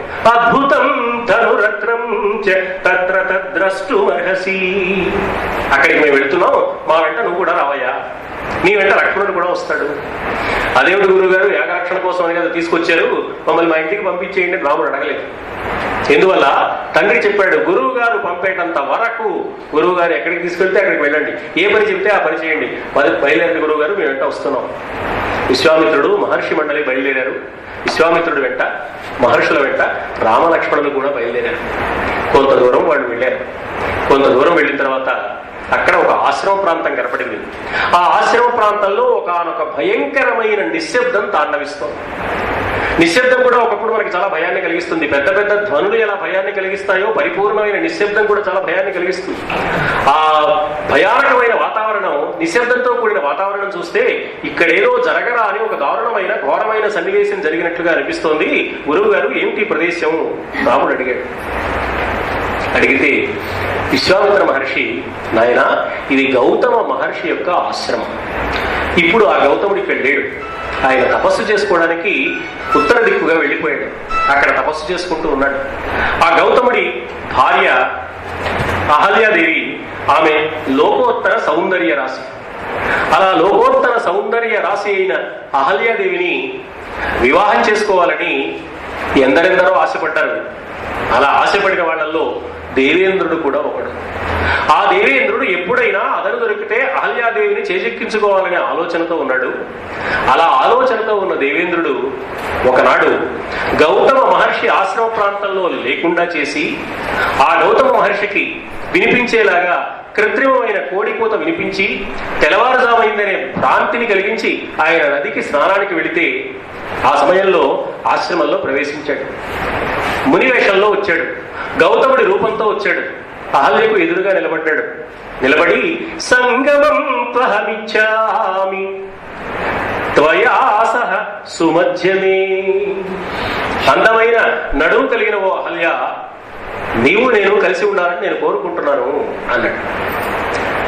అతడు గౌతముడు కానే కాడు. గౌతముడి వేషంతో వచ్చాడు. గౌతముడి రూపంలో వచ్చాడు. తెల్లవారుజామున నదికి వెళ్లి స్నానం చేసి జపతపాలు నిర్వహించుకుని సంధ్యావందనాది క్రతువులు నిర్వహించుకునే స్వభావం కలిగిన గౌతముడు వెళ్ళినట్టే వెళ్లి వెంటనే వెనక్కి తిరిగి వచ్చి ఈ ఆధ్యాత్మిక చింతన మానివేసి లౌకికమైన తుచ్చమైన శరీర సంబంధమైన కోరికను వ్యక్తం చేసే స్వభావం కలిగిన వాడు ఎంత మాత్రం కాడు అని స్పష్టంగా అహల్యకు తెలుసు. అందువల్ల క్షణకాలం పాటు ఆలోచించింది, వచ్చిన వాడెవరు? అతడు దేవేంద్రుడు, మారువేషంలో వచ్చాడు అని ఆమెకు అర్థమైంది. మునివేషధరం సహస్రాక్షం విజ్ఞాయ రఘునందన. వచ్చినవాడు మునివేషాన్ని ధరించి సహస్రాక్షుడైన దేవేంద్రుడే వచ్చాడు అన్న విషయం కూడా అహల్యాదేవికి తెలుసయ్యా. కానీ మతించకార దుర్మేధ దేవరాజ కుతూహలాత్. అతడు దేవతలకు రాజు కదా, దేవాధ్యక్షుడు కదా. దేవాధ్యక్షుడంతటి వాడు, దేవేంద్రుడంతటి వాడు నా సౌందర్యానికి ముచ్చటపడి వచ్చాడు కదా, అంగీకరిస్తే సరిపోతుంది అని క్షణకాలం పాటు ఆమె మనస్సులో కూడని ఒక ఆలోచన కలిగింది. అంతే, దేవేంద్రుడు చిరునవ్వు నవ్వాడు. ఆయనకి వచ్చిన పని పూర్తయిపోయింది. అంటే భర్త తప్ప మరొక్క ఆలోచన ఎంత మాత్రమూ తన మనస్సులో లేని అహల్యాదేవి మనస్సులో క్షణకాలం పాటు మానసికమైన వ్యభిచార సంబంధమైన భావాన్ని నేను కలిగించగలిగాను చాలు అనుకున్నాడు. అనుకుని నేను వచ్చిన పని పూర్తయిపోయింది, శుశ్రోణి పరితుష్టోస్మి గమిష్యామి యథాగతం. ఓ అహల్య, నాకు సంతృప్తి కలిగింది, నేను వెళుతున్నాను అన్నాడు. ఊరికే వెళుతున్నాను అనలేదు. గమిష్యామి యథాగతం. యథా ఆగతం, ఎలా వచ్చానో అలా వెళుతున్నాను. సర్వసాధారణంగా అహల్య మీద మనకి అనేక రకాలైన అనుమానాలు ఉన్నాయి. చిత్రం ఏంటంటే భారతీయ వాంగ్మయంలో ద్రౌపది మీద, అహల్య మీద మనకి చాలా అనుమానం ఉన్నాయి. ఒక పక్కన ద్రౌపది చాలా గొప్ప పతివ్రత, ఆమె చాలా ఉత్తమురాలు, ఆమెకు నమస్కరించాలి అనుకుంటున్నాయి. ఐదుగురికి భార్య కదా, ఈవిడ పతివ్రత అయింది. లోపల ఒక అనుమానం. పోనీ గట్టిగా పతివ్రత కాదు అందామా అనలేము. మళ్ళీ లోపల అనుమానం. ఈ ద్వైతీభావం మన మనస్సులో ఉంటుంది. సరిగ్గా అహల్య విషయంలో కూడా అలాంటి అభిప్రాయమే మనకు. అహల్య ఇంత ఉత్తమురాలు అనే భావం మనకున్నా అహల్య తప్పు చేసింది కదా, అహల్య భర్తను మోసగించింది కదా, పరపురుషుణ్ణి కోరుకుంది కదా, దేవేంద్రుడి మీద వ్యామోహంతో ప్రవర్తించింది కదా, దేవేంద్రుడి మీద అహల్యాదేవి మనస్సులో వ్యామోహం ఉంది అనడానికి కావలసిన సాక్ష్యం వాల్మీకి రామాయణంలో కనపడుతుంది. వాల్మీకి మహర్షి స్పష్టంగా చెప్పాడు, దేవరాజ కుతూహలాత్ మతించకార దుర్మేధ.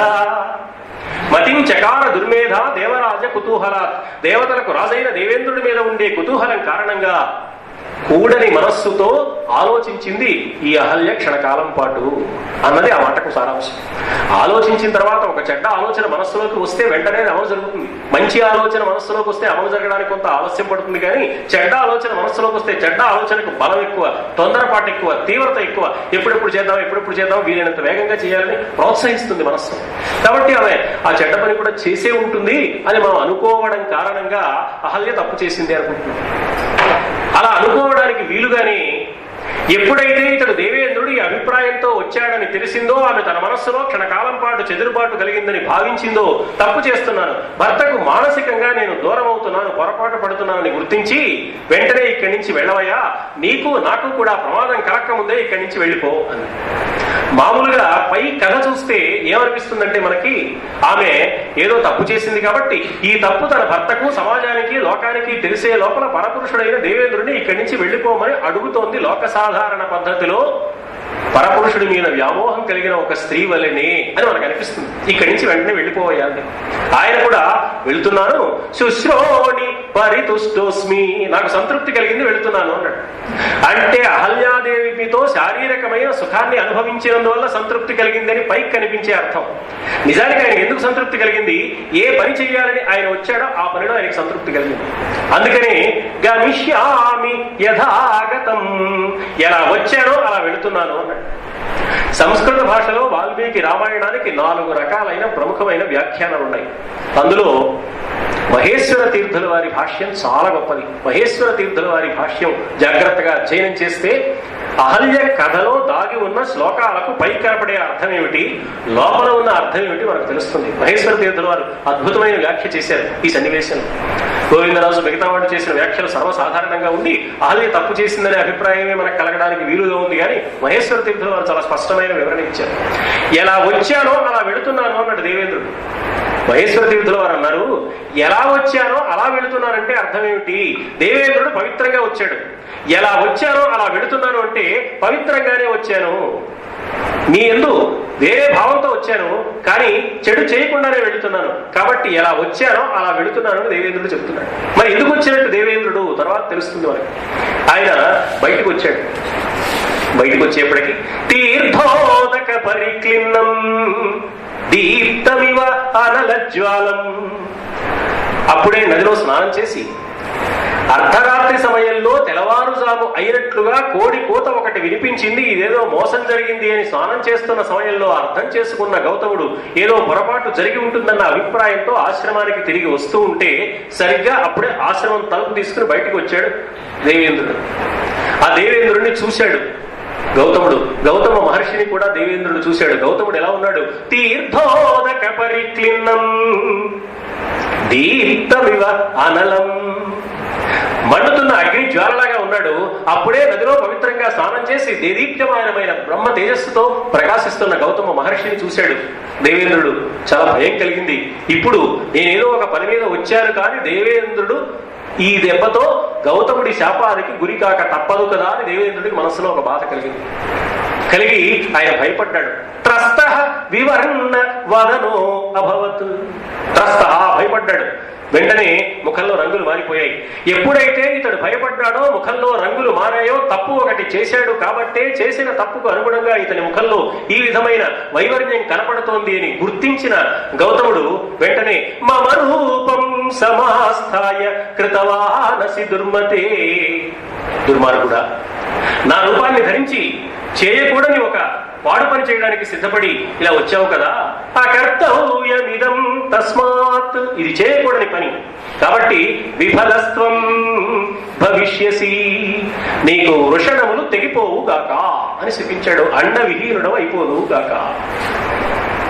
ఏ శారీరకమైన వ్యామోహంతో నువ్వు ఇలా కూడని పని చేయడానికి ధర్మాన్ని మరచిపోయి పవిత్రమైన ఆశ్రమ వాటికల్లో ఉండే పతివ్రతా మూర్తులను చెరపట్టాలనే ఆలోచనతో వచ్చావో అందుకు మూల కారణమైన నీ శారీరక సంబంధమైన ఒక సౌఖ్య అభిలాషకు ఏమాత్రం అవకాశం లేకుండా ఇక నుంచి నీవు విఫలుడవైపోదువుగాక, అండ విహీనుడవైపోదువుగాక, వృషణములు లేకుండా ఉందువుగాక అని శపించాడు. తనకు కలిగిన శాపాన్ని తలుచుకుని చాలా బాధపడుతూ దేవేంద్రుడు పక్కకు తప్పుకున్నాడు.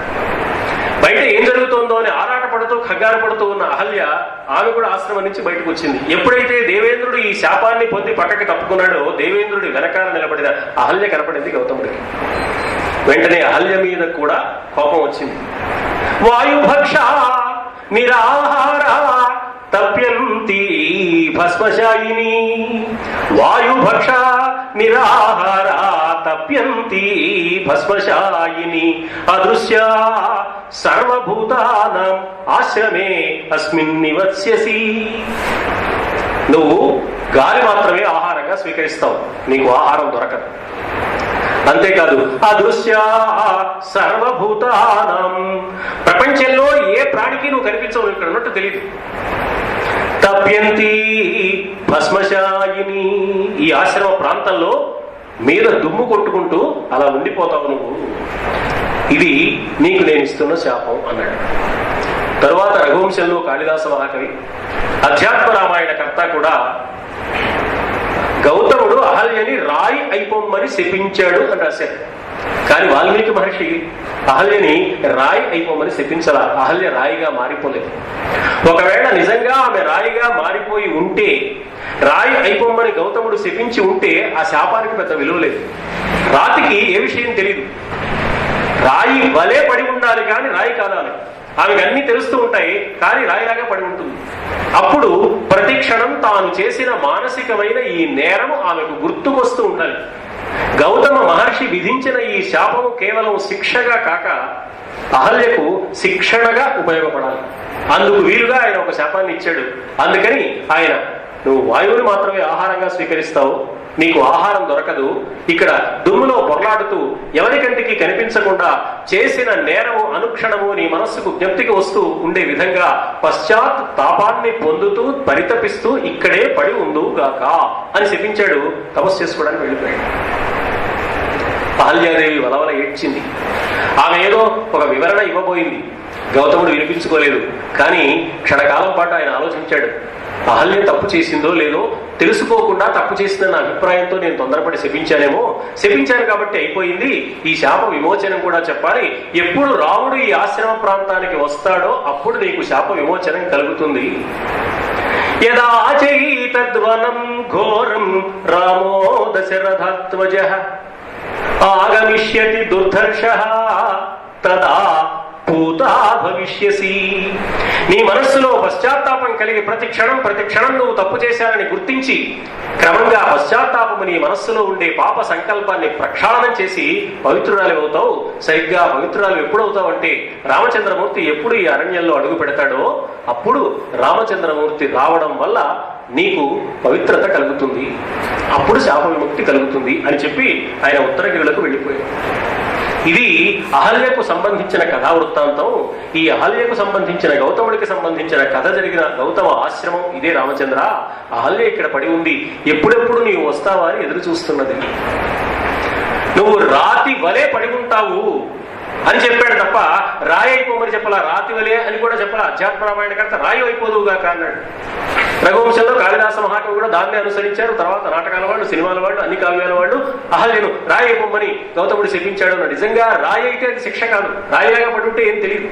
ఒక వ్యక్తికి ఒక శిక్ష వేశారనుకోండి, ఆ శిక్షాకాలం అన్నాళ్ళు కూడా అతనికి ఒళ్ళు తెలియకుండా మొత్తం మంది ఇచ్చారు, వాడికి ఆ శిక్ష వల్ల ఉపయోగం లేదు.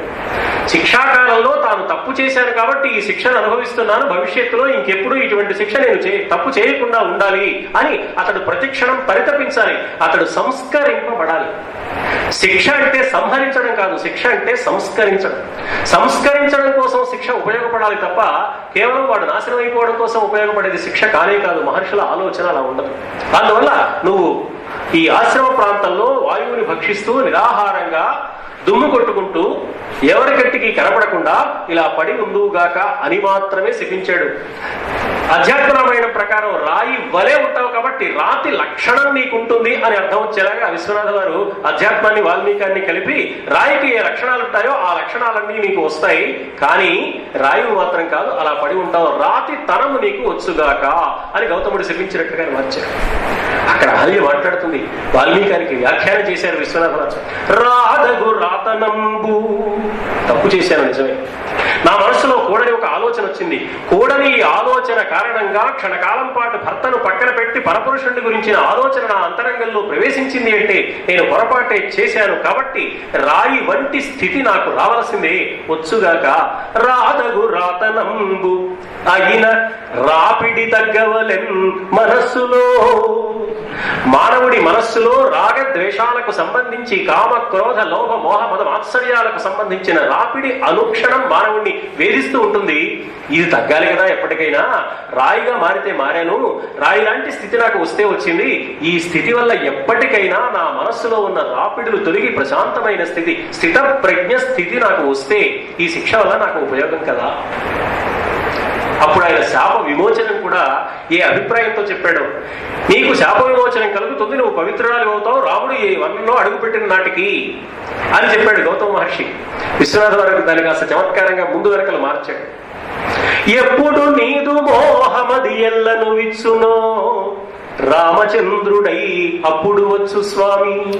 నీ మనస్సులో ఉన్న మోహపూరితమైన ఆలోచనలు ప్రక్షాళితమైపోయిన రోజున రామచంద్రుడు సాక్షాత్కరిస్తాడు. భగవంతుడు రామచంద్రుడై ఇక్కడ అవతరిస్తాడు. రాముడు వస్తే నీ పాపం పోవడం కాదు, నీ పాప సంకల్పాలు తొలగిపోతే రాముడు వస్తాడు. దైవ దర్శనం మనకు ఎప్పుడు కలుగుతుంది అంటే, దైవ దర్శనం చేస్తే మనకు పాపం పోదు. మనలో పాప సంకల్పాలు తొలగిపోయినప్పుడు హృదయ ఫలకం మీద దైవం సాక్షాత్కరిస్తాడు. ఇది అహల్యకు గౌతముడు ఇచ్చిన శాప విమోచనలోని అంతరార్థం. ఈ అంతరార్థం మనకి ఇవ్వడానికి విశ్వనాథ వారు వాల్మీకానికి వ్యాఖ్యానం చెప్పడానికి వీలుగా అన్నట్టుగా, ఎప్పుడు నీదు మోహమది ఎల్లను విచ్చును రామచంద్రుడై అప్పుడు వచ్చు స్వామి అన్నాడు. ఆవిడ సంతోషంగా ఈ శిక్షను అనుభవించడానికి నేను సిద్ధంగా ఉన్నాను. ఇక్కడ కొంచెం జాగ్రత్తగా ఆలోచిస్తే, మహేశ్వర తీర్థుల వారు చేసిన వ్యాఖ్యానాన్ని కూడా దృష్టిలో పెట్టుకుని పరిశీలిస్తే, ఆయన ఎందుకు వచ్చాడు అంటే, గౌతముడు ఒక ప్రతిజ్ఞ చేశాడు. గౌతమో దమతో ధూమో అదమస్తే సమదర్శన విద్ధిమాం గౌతమం కృత్యే యాదుధాని నిబోధమం. నేనెవరో తెలుసా, నేను గౌతముణ్ణి అన్నాడు. సంస్కృత భాషలో గో అనే శబ్దానికి చాలా అర్థాలు ఉన్నాయి. ఆవు అని మాత్రమే కాదు. గో అంటే భూమి, గో అంటే కిరణం, గో అంటే ఇంద్రియం. గౌతమో దమతో ధూమో. నాకు గౌతముడు అనే పేరు ఎందుకు వచ్చిందో తెలుసా? గో అంటే ఇంద్రియాన్ని దమ అణిచి ఉంచాను కాబట్టి, ఇంద్రియాలు నా అధీనంలో పెట్టుకున్నాను కాబట్టి. సర్వసాధారణంగా ఎవడైనా ఇంద్రియాలకు లోబడిపోతాడు. నాలుక ఒక రుచిని కోరింది, కన్ను ఒక రూపాన్ని చూడాలనుకుంది, చర్మం ఒక స్పర్శను కోరుకుంటోంది, చెవి ఒక శబ్దాన్ని వినాలని కాంక్షిస్తోంది. వాటికి లొంగిపోతాడు ఏ మానవుడైనా. కానీ నేను అపారమైన ఒక తపస్సు చేసి గౌతముడు అనే పేరు ఎందుకు సంపాదించుకున్నాను అంటే, గో అనే పేరు కలిగిన ఇంద్రియాలను అణచి ఉంచి నా అధీనంలో పెట్టుకున్నాను కాబట్టి. గౌతమో దమతో ధూమో అదమస్తే సమదర్శన. కాబట్టి నాకు సమదర్శన స్థితి లభించింది. నాకు లభించిన ఈ సమదర్శన స్థితి నుంచి నన్ను ఎవ్వరూ పక్కకు తొలగించలేరు. ఇక నా మనస్సులో ఎప్పుడు ఇంద్రియాలు విజృంభించిన కారణం చేత కామం కాని, క్రోధం కాని, లోభం కాని, మోహం కాని, మలం కాని, మాత్సర్యం కాని కలగడానికి ఎంత మాత్రం అవకాశం లేదు. కాబట్టి రాక్షసులారా, ఎట్టి పరిస్థితుల్లో మా ఆశ్రమ ప్రాంతం మీద దాడి చేయాలనే ఆలోచన మానుకోండి. వచ్చారా మీరు సర్వనాశనం అయిపోతారు సుమా. మీ రాక్షస మాయలు ఏవి మా ఆశ్రమ ప్రాంతం మీద పని చెయ్యవు సుమా. యాతుధాని నిబోధమాం విద్ధిమాం గౌతమం కృత్యే. నన్ను గౌతముడు అనే తెలుసుకోండి, మీరు గుర్తించండి. గౌతముడు అనే పేరు వట్టి పేరు కాదు, నా మనస్తత్వాన్ని బట్టి, నేను సంపాదించిన స్థితిని బట్టి నాకు వచ్చిన పేరయ్యా. మీరు జాగ్రత్తగా ఉండండి. రాక్షసులకు ఆయన హెచ్చరిక చేశాడు. కానీ గౌతమ మహర్షి చేసిన ఈ హెచ్చరిక దేవలోకం దాకా వెళ్ళిపోయింది. దేవేంద్రుడికి ఒక చిన్న సమస్య ఉంది, ఒక పెద్ద బాధ్యత కూడా ఉంది. ఏమిటి ఆ సమస్య అంటే, ఎవరైనా నువ్వు యజ్ఞాలు చేస్తే, గొప్ప తపస్సులు చేస్తే, ఆ ఇంద్ర పదవి వాళ్ళకి వెళ్ళిపోతుంది. ఆ పదవిని వాళ్ళకి అప్పగించాలి. ఈయన తప్పదు. అయ్యో నా ఇంద్ర పదవి కాస్త వాళ్ళకి అప్పగించాల్సి వస్తుంది నేను బాధపడతాడు. బాధపడినా ఇవ్వక తప్పదు. అందుకే ఇంద్రుడికి శతమఖుడు అని పేరు. ఇంద్రుడు అనేది పేరు కాదు. కలెక్టర్, గవర్నర్ అనేది ఎలాంటి డిజిగ్నేషనో, ఇంద్రుడు అనేది కూడా అలాంటి డిజిగ్నేషన్. ఆ ఇంద్ర పదవిలో ఎవరైనా ఉండొచ్చు. బలిచక్రవర్తిని పాతాళానికి పంపించినప్పుడు శ్రీ మహావిష్ణువు చెప్పాడు త్రివిక్రముడు, నువ్వు తరువాత వచ్చే సావర్ణి మన్వంతర కాలంలో ఇంద్ర పదవిని సంపాదించుకుంటావయ్యా అని. కాబట్టి ఇంద్రుడు అనేది ఒక పదవి తప్ప వ్యక్తికి సంబంధించిన పేరు కాదు. కాబట్టి ఆ ఇంద్ర పదవి ఎవరికి వస్తుంది? 100 యజ్ఞాలు చేసిన వాడికి వస్తుంది, గొప్ప తపస్సులు చేసిన వాడికి వస్తుంది. అందువల్ల ఆయనకి శతమఖుడు అని పేరు. శతమఖుడు అంటే 100 యజ్ఞాలు చేసిన వాడు. 100 యజ్ఞాలు చేసినా, గొప్ప తపస్సులు చేసినా, ఇంద్రియ నిగ్రహాన్ని పరిపూర్ణంగా సంపాదించుకున్నా అతడు దేవేంద్రుడు అయిపోతాడు. కాబట్టి ఇప్పుడు దేవేంద్ర పదవి గౌతముడికి ఇవ్వాలి.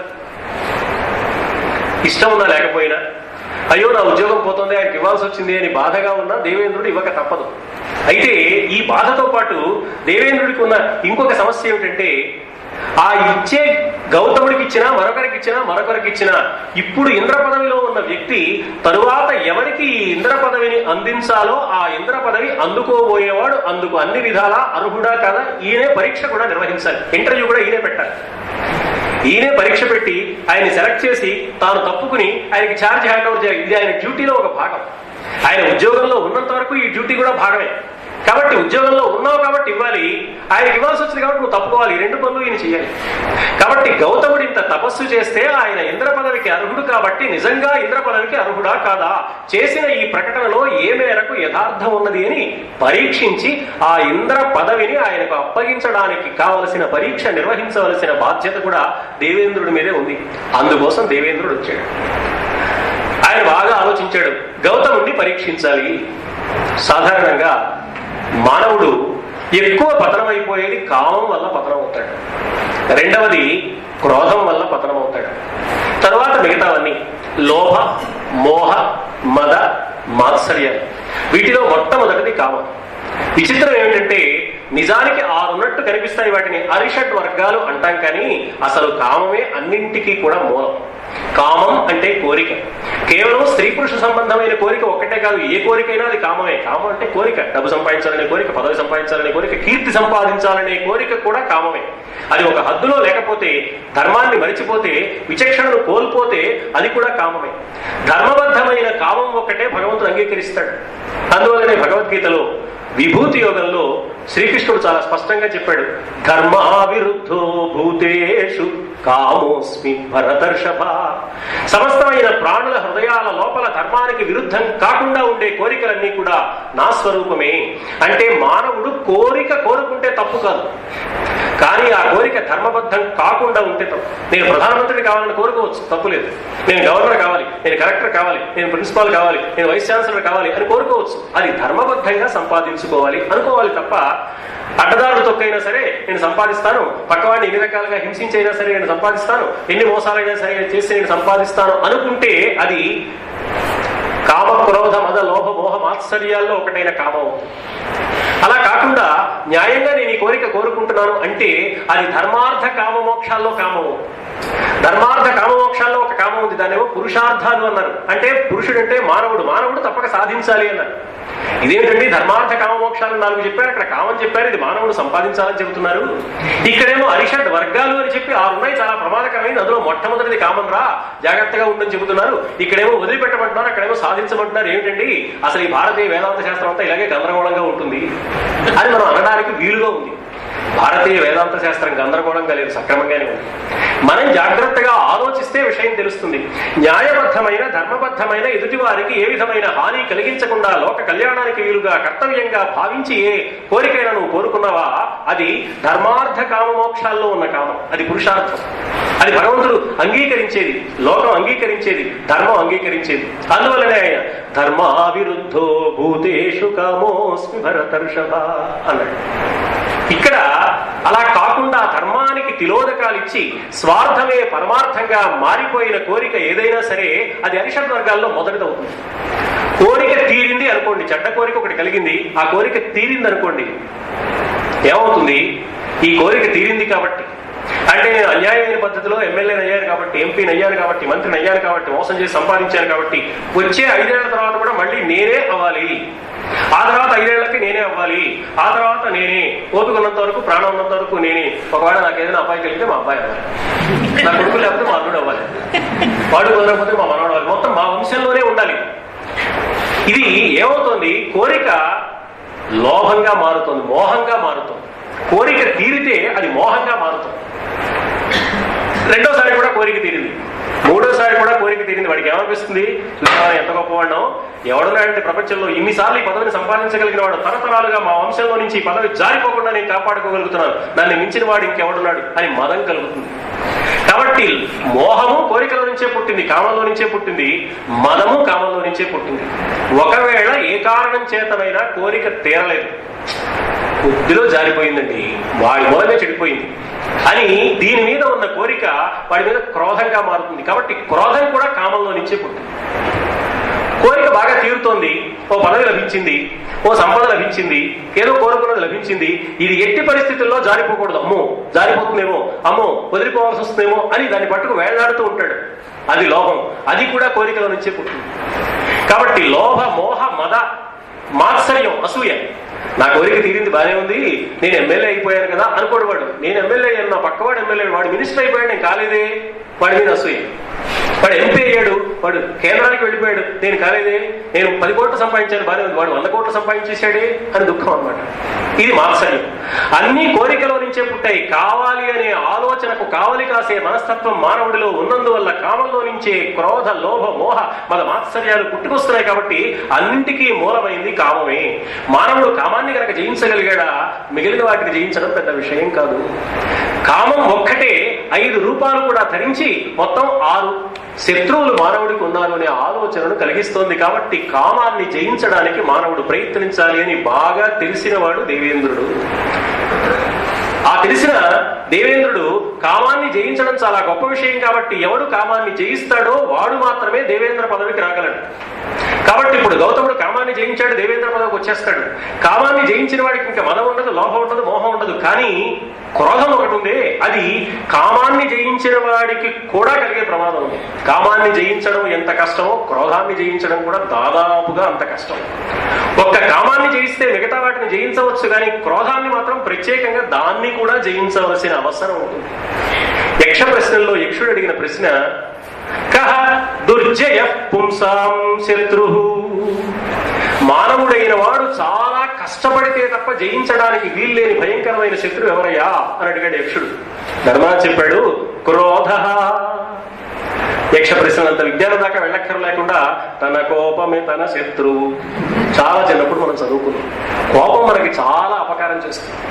ఎంత అపకారం చేస్తుంది అంటే, కోపం రాగానే మొట్టమొదటి లక్షణం మన శారీరక ఆరోగ్య వ్యవస్థ దెబ్బతింటుంది. కాబట్టి అనారోగ్యం కింద కలుగుతుంది, బ్లడ్ ప్రెషర్ పెరుగుతుంది, ఆయన బీపీ బాగా వచ్చేసింది అని వేళకోళం చేస్తారు. ఎవడైనా కోపంతో మాట్లాడుతుంటే పక్క వాళ్ళు వేళకోళంగా ఆయన బీపీ పెరిగిందిలే అంటారు. నిజంగానే బీపీ పెరుగుతుంది. రెండవది, సామాజికంగా గౌరవాన్ని కోల్పోతాడు. వాడు అంటే కోపిష్టండి, దూర్వాసుడు, వాడి జోలికి ఎందుకులే అంటారు. మిత్రులు, బంధువులు దూరం అయిపోతారు. అనేక రకాల నష్టాలను కలిగిస్తుంది కోపం. కోపంలో వాడికి ఒళ్ళు తెలియదు, ఏం చేస్తాడో తెలియదు, ఏ పాడు పని చేస్తాడో తెలియదు, ఏ తొందరపాటు మాట అంటాడో తెలియదు. తన నష్టాన్ని తానే కొని తెచ్చుకుంటాడు కోపం కారణంగా. కోపం ఇన్ని రకాల నష్టాలు కలిగిస్తోంది. కాబట్టి కోపం మీద చాలా జాగ్రత్త కలిగిన చూపు కలిగి ఉండాలి సాధకుడైన వాడు. ఉపనిషత్తులు చెప్పాయి, నీకు ఎవరి మీద కోపం వస్తుందా అని ప్రశ్నించాయి. ఎవరి మీద కోపం వస్తుంది మనకి? ఎవరైనా అపకారం చేస్తే కోపం వస్తుంది, లేదా అపకారం చేస్తారేమో అనుకుంటే కూడా కోపం వస్తుంది. తర్వాత అపకారం చేస్తారేమో, ఇప్పుడే ముందు కోపం వస్తుంది. ఈ మాట చెప్పి ఉపనిషత్తులు అన్నాయి, బాగా ఆలోచించు, నీకు అపకారం చేసే వాళ్ళ మీద కదా నీకు కోపం వచ్చేది. కోపం కంటే నీకు అపకారం చేసేవాళ్ళు ఎవరున్నారయ్యా? కాబట్టి నీకు మొట్టమొదటి ఎవరి మీద కోపం రావాలి? కోపం మీద కోపం రావాలి. మనకి ఎవరి మీద కోపం వస్తే వాళ్ళని దూరంగా పెట్టేస్తాం. కోపం మీద కోపం వస్తే కోపాన్ని దూరంగా పెట్టాలి. కోపం మీద కోపం అంటే శాంతమే. అందుకే తన శాంతమే తనకు రక్ష అన్నారు. కాబట్టి కామాన్ని జయించిన వ్యక్తి కూడా క్రోధాన్ని జయించలేకపోవచ్చు. కామాన్ని జయించాడా లేదా అని గౌతముడిని పరీక్షించవలసిన అవసరం లేదు, క్రోధాన్ని జయించాడా లేదా అని పరీక్షించాలి. మిగతా వాటిని ఎలాగో జయిస్తాడు. ఒక్క క్రోధం విషయంలో పరీక్ష పెడితే చాలు, మిగతా అన్ని పరీక్షలు ఇప్పటికే పాస్ అయిపోయాడు గౌతముడు. ఒక్క క్రోధం విషయంలో ఈయనకి పరీక్ష నిర్ణయిస్తే అతడు దేవేంద్ర పదవికి అర్హుడా కాదా? అర్హుడైతే ఆ పదవి ఆయనకు అప్పగించి తను తప్పుకోవాలి, లేకపోతే పర్వాలేదు ఇంకా కొన్నాళ్ల పాటు ఉద్యోగం నేను చేసుకోవచ్చు, ఆయనకి ఎలిజిబిలిటీ లేదని గుర్తించవచ్చు. పరీక్ష నిర్వహించవలసిన బాధ్యత కూడా ఆయన మీదే ఉంది, అందుకని వచ్చాడు. ఇది ఒక విషయం. రెండవ విషయం, మహేశ్వర తీర్థుల వారు అద్భుతమైన వివరణ ఇచ్చారు. ఆయన ఒక గొప్ప మాట చెప్పారు. దేవేంద్రుడు దేవలోకానికి చెందినవాడు, అహల్య మానవలోకానికి సంబంధించి. దేవలోకానికి చెందిన వ్యక్తులకు, మానవలోకానికి సంబంధించిన వ్యక్తులకు మనం అనుకున్నట్లుగా శారీరక సంబంధమైన కలయిక ఉండే అవకాశం ఎంత మాత్రమూ లేదు. దేవతల శరీరాలు వేరు, అవి దివ్య శరీరాలు. మానవుల శరీరాలు వేరు, అవి మానవ శరీరాలు. మానవులకు దేవతలకు మధ్య కలయిక అనేది జరగనే జరగదు. అందుకనే దేవత అంశాలతో పాండవులందరూ జన్మించారు అంటే అది మనం అనుకుంటున్న శారీరక సంబంధమైన కలయిక కానే కాదు. కాబట్టి కుంతీదేవి పవిత్రతకు ఏ విధమైన ఇబ్బంది కలగలేదని మహాభారతం తీర్పునిచ్చింది. ఆ అంశ ఒక ప్రత్యేకమైన విధానంలో వీరిలో ప్రవేశించడమే తప్ప మనం అనుకుంటున్న లౌకికమైన లోకంలో ఇద్దరు స్త్రీ పురుషుల మధ్య ఉండే శారీరకమైన కలయిక వంటి కలయిక ఒక దేవత లోకానికి సంబంధించిన వ్యక్తికి, ఒక మానవ లోకానికి సంబంధించిన వ్యక్తికి జరిగే అవకాశం ఎంత మాత్రము లేదు. ఎందుకని? మానవులు స్వీకరించే ఆహారం వేరు, వాళ్ళ రక్తమాంసాలు వేరు, వారి శరీర నిర్మాణం దాని విధానం వేరు. దేవతలు స్వీకరించే ఆహారం వేరు, వారి విధానం వేరు. మనకు అర్థం కావడానికి కథల్లో కానీ, నాటకాల్లో కానీ, బొమ్మల్లో కానీ, సినిమాల్లో కానీ దేవతలు కూడా మనలాగే 2 కాళ్ళు 2 చేతులు ఉన్నట్టుగా అలా కనపడుతున్నట్టుంటే వాళ్ళకి మనకి తేడా లేదని మనం అనుకుంటాం. కానీ పైకి కనపడే ఆకారం మాత్రమే ఒకలా ఉంటుంది. ఉంటుంది కానీ పూర్తిగా దేవతల శరీరానికి మానవుల శరీరానికి ఏమీ సంబంధం లేదు. మానవుడు ఇక్కడి నుంచి 10 అడుగులు కష్టపడి నడిచి వెళ్ళాలి, కాళ్ళు నొప్పులు వస్తాయి. దేవతలు అనుకున్న క్షణంలో ఇక్కడి నుంచి మరో చోటికి వెళ్ళిపోగలరు. మానవుడు అలా వెళ్ళగలడా? దేవతల శరీరానికి ఉన్న ఈ సౌలభ్యం, ఈ సౌకర్యం మానవ శరీరానికి ఉన్నదా? దేవతల శరీరం మానవుల శరీరం లాంటిది కానే కాదు. కాబట్టి ఈ 2 శరీరాల మధ్య శారీరకమైన కలయిక ఉండే అవకాశమే లేదు. మరి అలాంటి సందర్భంలో ఆశ్రమంలో గౌతముడి వేషం వేసుకుని లోపలికి వచ్చిన దేవేంద్రుడు సంగమం త్వహమిచ్చామి త్వయా సహ సుమధ్యమే, ఓ సన్నని అందమైన నడుము కలిగిన అబ్బాయి, నీతో కలవాలని కోరికగా ఉంది నాకు అంటే ఏమిటి అర్థం? దేవతలతో మానవులు కలవటం అంటే ఏమిటి? మానవులు దేవతల్లో కలవటం అంటే ఏమిటండి? మోక్షాన్ని సంపాదించాలి. నీకు మోక్షం ఇచ్చేస్తాను తీసుకుంటావా అని అడుగుతున్నాడు అనమాట దేవేంద్రుడు. మోక్షం ఇచ్చేస్తాను తీసుకుంటావా అంటే క్షణకాలం పాటు ఆలోచించింది. దేవరాజ కుతూహల మతించకార దుర్మేధ. వివాహం జరిగేటప్పుడు ఒక ప్రమాణం చేస్తారు, సప్తపది ప్రమాణాలు అంటారు. 7 అడుగులు అగ్ని చుట్టూ నడిచి కొంగులు 2 ముడివేసుకుని భార్యాభర్తలు ఎదురు చేసే ప్రమాణాలు ఉన్నాయి. వాటినే పెళ్లి నాటి ప్రమాణాలు అంటారు. అందులో మొట్టమొదటి ప్రమాణం బాగా ప్రసిద్ధమైంది, మన లోకంలో వింటున్నది, ధర్మేచ అర్థేచ కామేచ. ఇంతవరకే త్వయైషా నాతి చరితవ్యా నాతి చరామి. ధర్మేచ అర్థేచ కామేచ త్వయైషా నాతి చరితవ్యా. ధర్మం విషయంలో, అర్థం విషయంలో, కామం విషయంలో నీవు కాకుండా మరొక ఆలోచనతో నేను ప్రవర్తించను. అందులో మోక్షం లేదు.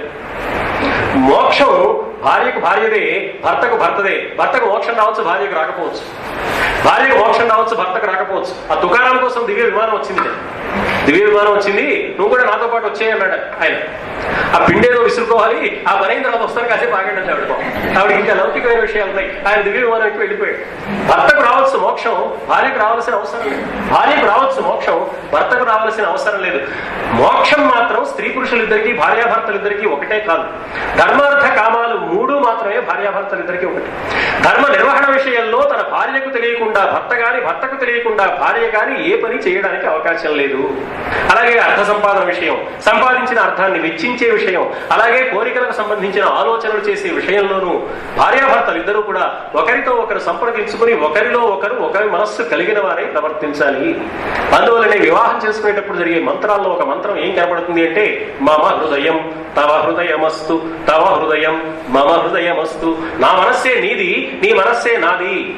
నా మనస్సే నీది, నీ మనస్సే నాది అన్నది ఊరికే ఆవేశంతో ఆ క్షణాల్లో అనే మాట కాదు, జీవితాంతం పాటించవలసిన ఒక గొప్ప నియమం భారతీయ సంప్రదాయం ప్రకారం.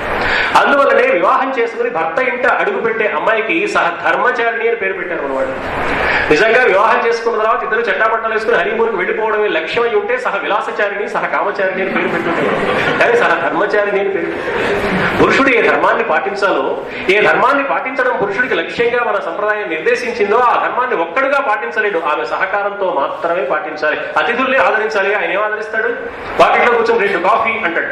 అంటే ఆవిడ తేవాలిగా. ఈయన కూర్చుని 2 కాఫీని ఆపిస్తుంది. కాఫీ హోటల్ రావడానికి ఇంట్లో పాలున్నాయో లేదో, కాఫీ పొడి ఉందో లేదో, కావాల్సిన ఏర్పాట్లు ఉన్నాయో లేదో ఆవిడ చూసుకోవాలి. పాపం ఆవిడ చేస్తే వీడికి గౌరవం వస్తుంది, కానీ వీడి ప్రత్యేకత ఏం లేదు, ఆవిడ సహకారం కావాలి. అందుకే ధర్మార్థ కామ సాధనకు ఉపకరణంబు అంటుంది శకుంతల. భార్య అంటే తక్కువగా ఆలోచిస్తున్నావయ్యా, దుష్యంతుడికి ఎన్ని ధర్మాలు ప్రబోధించిందా. అందువల్ల భార్యాభర్తల సంబంధంలో ధర్మం చాలా ప్రధానమైంది. రెండవది అర్థం, ధర్మబద్ధంగా సంపాదించే అర్థం. ఇది కూడా భార్యాభర్తలు ఇద్దరు కలిసి చేయవలసిందే. మూడవది కామం, ధర్మబద్ధంగా సంపాదించిన అర్థంతో కోరికలు నెరవేర్చుకోవడం. ఇది కూడా భార్యాభర్తలు ఇద్దరు కలిసి చేయాలి. అందుకని ధర్మేచ అర్థేచ కామేచ త్వయైషా నాతి చరితవ్యా. ఈ మధ్యలో వాళ్ళు చాలా తెలివిగా ఇందులో మోక్షాన్ని కూడా చేర్చేసి ధర్మేచ అర్థేచ కామేచ మోక్షేచ అంటున్నారు. మోక్షం అందులో లేదు. మంత్రంలో ఉన్నది ఏమిటంటే ధర్మార్థ కామాల వరకే, మోక్షం ఎవరికి వారికి. ధర్మార్థ కామాల వరకే కదా సంప్రదాయం చెప్పింది. మోక్షం నా భర్తకు నాకు సంబంధం లేదు కదా. దేవేంద్రుడు అంతటి వాడు వచ్చి మోక్షాన్ని ఇస్తానంటున్నాడు, తీసుకుందామా వద్దా క్షణకాలం పాటు ఆలోచించింది. ఆయన నవ్వాడు. భర్తకు తెలియకుండా తీసుకుందామా అనే ఆలోచన వస్తే చాలు పతివ్రత మనస్సు చెదిరినట్టే, నేను వచ్చిన పని అయిపోయింది అనుకున్నాడు. ఆయన నవ్వగానే నేను పొరపాటు పడ్డానో అర్థం చేసుకుంది. వెంటనే ఇక్కడి నుంచి వెళ్ళిపోవయ్యా అంది. ఎందుకు వెళ్ళిపోమంది అంటే తనకు అపకారం కలుగుతుందనే కాదు, దేవేంద్రుడికి అపకారం కలుగుతుందేమో. దేవేంద్రుడికి అపకారం ఎప్పుడు కలుగుతుంది? గౌతముడు శపిస్తే కలుగుతుంది. శపిస్తే ఏమవుతుంది? ఇంతకాలంగా తన భర్త చేసిన తపస్సు శాపము రూపంగా వ్యర్థమైపోతుంది. కాబట్టి ఒక తపస్సు చేసిన వ్యక్తి ఎదుటి వారికి వరమిస్తే ఆ వరం ఎందుకు అమలు జరుగుతుంది అంటే ఇతడి తపశ్శక్తి ఆ మాటలో ఉంటుంది కాబట్టి. ఇలా అయిపోదు గాక అంటే అయిపోతాడా? ఎంత తపశ్శక్తి ఆ మాట వెంట ఉంటేనో జరుగుతుంది. శాపమైనా అంతే, వరమైనా అంతే. కాబట్టి ఎదుటివాడికి వరం ఇచ్చాడా తపశ్శక్తి కొంత ఖర్చు అయిపోతుంది, ఎదుటివాడికి శాపం ఇచ్చాడా తపశ్శక్తి కొంత ఖర్చు అయిపోతుంది. ఇప్పుడు దేవేంద్రుడు తప్పు చేశాడు అనుకుని నా భర్త శాపం ఇస్తాడు, ఇస్తే నా భర్త తపశ్శక్తి కొంత ఖర్చు అయిపోతుంది. నన్ను కూడా శపించవచ్చు, శపిస్తే మా ఇద్దరికి ఎడబాటు కలగడంతో పాటు అది ప్రమాదకరమైన పరిస్థితి వస్తుంది, నా భర్తకు తపశ్శక్తి తగ్గిపోతుంది. నిజంగానే తగ్గిపోయింది కూడా. తగ్గిపోయింది కాబట్టి నేను ఇంత తపస్సు చేశాను, ఇంద్రియాలను జయించాను, రాక్షసులు నా జోలికి రానేలేరు, నన్ను గౌతముడు అంటారని ప్రకటన చేసిన గౌతముడు దేవేంద్రుడిని శపించిన తర్వాత, అహల్యను శపించిన తర్వాత తపస్సు చేసుకోవడానికి ఎందుకు వెళ్ళాడంటే కొంత తపస్సు ఖర్చు అయిపోయింది కాబట్టి. ఖర్చు అయిపోయిన తపస్సును మళ్ళీ పూరించుకోవలసిన అవసరం ఉన్నది కాబట్టి ఆయన తపస్సు చేసుకోవడానికి వెళ్ళాడు. ఈ తపస్సు ఖర్చు అయిపోతుందా, కోపం వస్తుందా, రాదా, నిదానంగా నిలబడి క్షణకాలం పాటు ఆలోచిస్తాడా లేదా చూసే పరీక్ష ఒకటి ఏర్పాటు చేద్దామని వచ్చాడు దేవేంద్రుడు. క్రోధం ఏ విషయంలో వస్తుంది? భార్య విషయంలో సందేహం కలిగితే క్రోధం వస్తుంది కాబట్టి ఆ సందేహాన్ని కలిగించడానికి వీలైన సన్నివేశాన్ని కల్పించుకుని దేవేంద్రుడు వచ్చినట్లుగా మనకు అర్థం అవుతుంది. ఇదంతా మహేశ్వర తీర్థుల వారు చమత్కారంగా అహల్య మీద ఉండే అభిమానంతో చెప్పారండి. అహల్య చాలా దుర్మార్గురాలు, దేవేంద్రుడు అహల్య కలిసి మోసమే చేశారు అని మనం అనుకోవచ్చు. కానీ ఈ కథ ఇక్కడితో ఆగిపోలేదు. దేవేంద్రుడు దేవలోకానికి వెళ్ళాడు. దేవలోకానికి వెళ్లి బ్రహ్మదేవుడి సమక్షంలో దేవతలందరూ ఉంటుండగా మీరు అప్పగించిన దేవతల పని నెరవేర్చి వచ్చాను, క్రోధముత్పాద్య హి మయా కార్యం సురకార్యమిదం కృతం. మీరు అప్పగించిన దేవతల పని నేను నెరవేర్చి వచ్చాను. గౌతముడికి క్రోధాన్ని కలిగించు చేతనైతే అతన్ని పరీక్షించని మీరు పంపించారు కదా, ఆ పని చేసి వచ్చాను. మీరు అప్పగించిన పని చేయడంలో నేను ఎంత నష్టపోయానో తెలుసా? నేను వృషణాలు కోల్పోయిన వాడిని అయ్యాను. మీరు అప్పగించిన పనిలో నేను నష్టపోయాను, చూశారా అన్నాడు. సరేవయ్యా, ప్రభుత్వం వారికి సంబంధించిన పని చేస్తూ నువ్వు నష్టపోయావు కాబట్టి నీకు నష్టపరిహారం చెల్లిస్తానులే అని వాళ్ళు మేషాండములు తెచ్చి తగిలించారు. ఆ విధంగా దేవేంద్రుడు పొందిన నష్టాన్ని పూరించుకున్నాడు. దీనివల్ల దేవేంద్రుడు తాను నష్టపోయి కూడా తాను నిర్వహించవలసిన పరీక్షని తన పదవి మీద వ్యామోహం కూడా లేకుండా నిర్వహించడానికి సిద్ధపడ్డాడు. కాబట్టి అహల్య విషయంలో జారుడు అనే అపనిందకు కూడా సిద్ధపడి అవసరమైన ఒక పని నిర్వహించాడు. కాబట్టి దేవేంద్రుడికి అహల్య జారుడు అనే పేరు వచ్చింది. ఈ అహల్యాజారుడు అన్న పేరు దేవేంద్రుడికి చాలా ఇష్టమైన పేరు. ఎవరికైనా నువ్వు జారుడు అనే పేరు ఇష్టమైన పేరు అవుతుందండి. అహల్య జారుడు అంటే ఆయన చాలా సంతోషిస్తాడు. యజ్ఞం చేసేటప్పుడు దేవేంద్రుడికి ఆవిర్భాగాలు సమర్పించేటప్పుడు అహల్యాజారుడైన దేవేంద్రుడికి ఆవిర్భాగాలు సమర్పిస్తున్నాం అని మంత్రం చదివి ఎవరైనా అందులో ఆవిర్భాగాలు సమర్పిస్తే దేవేంద్రుడు దేవాధ్యక్షాయ నమః, ఏదో సురేశ్వరాయ నమః, సహస్రాక్షాయ నమః, ఈ ఎన్ని పేర్లు చెప్పినా అహల్యాజారుడు అనేటప్పటికీ ఆయన పొంగిపోతాడు. ఎందుకని? కొంత నష్టానికి సిద్ధపడి నా కర్తవ్యాన్ని నిర్వర్తించిన ఘట్టం కదా అది. అహల్యాజారుడు అన్న పేరులో పైకి తెలియని వాళ్ళకి నేను అన్యాయం చేసినట్లు, తప్పు చేసినట్లు, దోషం చేసినట్లు కనపడుతోంది, కానీ తెలిసిన వారికి నా త్యాగశీలత తెలుస్తుంది, నా గొప్పతనాన్ని నిరూపించడానికి అదే కారణం. కాబట్టి అది నాకు చాలా ఇష్టమని ఆయన అనుకున్నాడు. అందుకని ఆయన అక్కడికి వెళ్ళి క్రోధముత్పాద్య హి మయా కార్యం సురకార్యమిదం కృతం. ఇది దేవేంద్రుడి సంగతి. ఇక అహల్య అలా రాతి వలె పడి ఉన్నది, రాయిగా మారిపోలేదు. రాయి ఎలాగైతే నిశ్చలంగా ఉంటుందో అలా నిశ్చలంగా ఉంది. అక్కడ రాయి ఉన్నట్టు కూడా ఎవరికీ తెలియదు. రాముడు వస్తే రాముడి పాదధూళి సోకితే అహల్య రాయిగా ఉన్నది మామూలు స్త్రీగా మారిపోవడం కానే కాదు. రామాయణంలో ఉన్నది రాముడు వచ్చినప్పుడు నీకు పవిత్రత కలుగుతుంది, తదా పూతా భవిష్యసి. తాడేపల్లి రాఘవనారాయణ శాస్త్రి గారిని ఆయన శ్రీరామ కథామృతం అనే పేరుతో రామాయణం రాశారు. సందూరులో ఉంటారు, గుంటూరు జిల్లాలో. ఆయన గొప్ప తపశక్తి సంపన్నుడైన మహానుభావుడు అని చెప్తారు. పత్రికలో, వారపత్రికలో కూడా వచ్చింది. ఆయన మృతి చెందినప్పుడు అంత్యక్రియలు జరుగుతుంటే ఆ అగ్నిజ్వాలలో అమ్మవారి రూపాన్ని పొందేదని ఫోటో తీసి పత్రికల్లో కూడా వేశారు. ఆయన శ్రీరామ కథామృతం అని ఒక అద్భుతమైన కావ్యం రాశారు. ఆ శ్రీరామ కథామృతంలో ఆయన చాలా చమత్కారంగా చేశారు. విశ్వనాథ వారు కూడా ఆ సన్నివేశాన్ని కొద్దిగా తన కావ్యంలో కలుపుకున్నారు. వివాహం అయి తిరిగి వస్తుంటే అహల్య ఆశ్రమ ప్రాంతం మీదుగా ఆ రథాలు వస్తుంటే మిథిలానగరం నుంచి అయోధ్య నగరానికి వెళ్లే దారిలో రాముడు రథాలు ఆపమన్నట్టు ఆపారు. ఏమిటి ఇక్కడ ఆపారంటే, ఇక్కడే అహల్య శాప విమోచనం జరిగింది, అహల్యానే ఇక్కడే పాపం తపస్సు చేస్తూ ఉంది, నేను వచ్చేటప్పటికి ఆమెకు మామూలు స్థితి లభించింది, ఆ అహల్య ఎంత గొప్పదో కదా నీకు చెప్పాలనిపించింది సీత. ఆవిడన్నదిట, మీ దేశం చాలా విచిత్రమైన దేశం అండి, మీ దేశంలో అన్ని వింతలే, కాళ్ళు తగిలితే కాళ్లకున్న దుమ్ము తగిలితే రాళ్ళు ఆడదిగా మారిపోవడం ఏమిటి, చాలా వింత వింత విశేషాలు ఉన్నాయి మీ దేశంలో అంటే.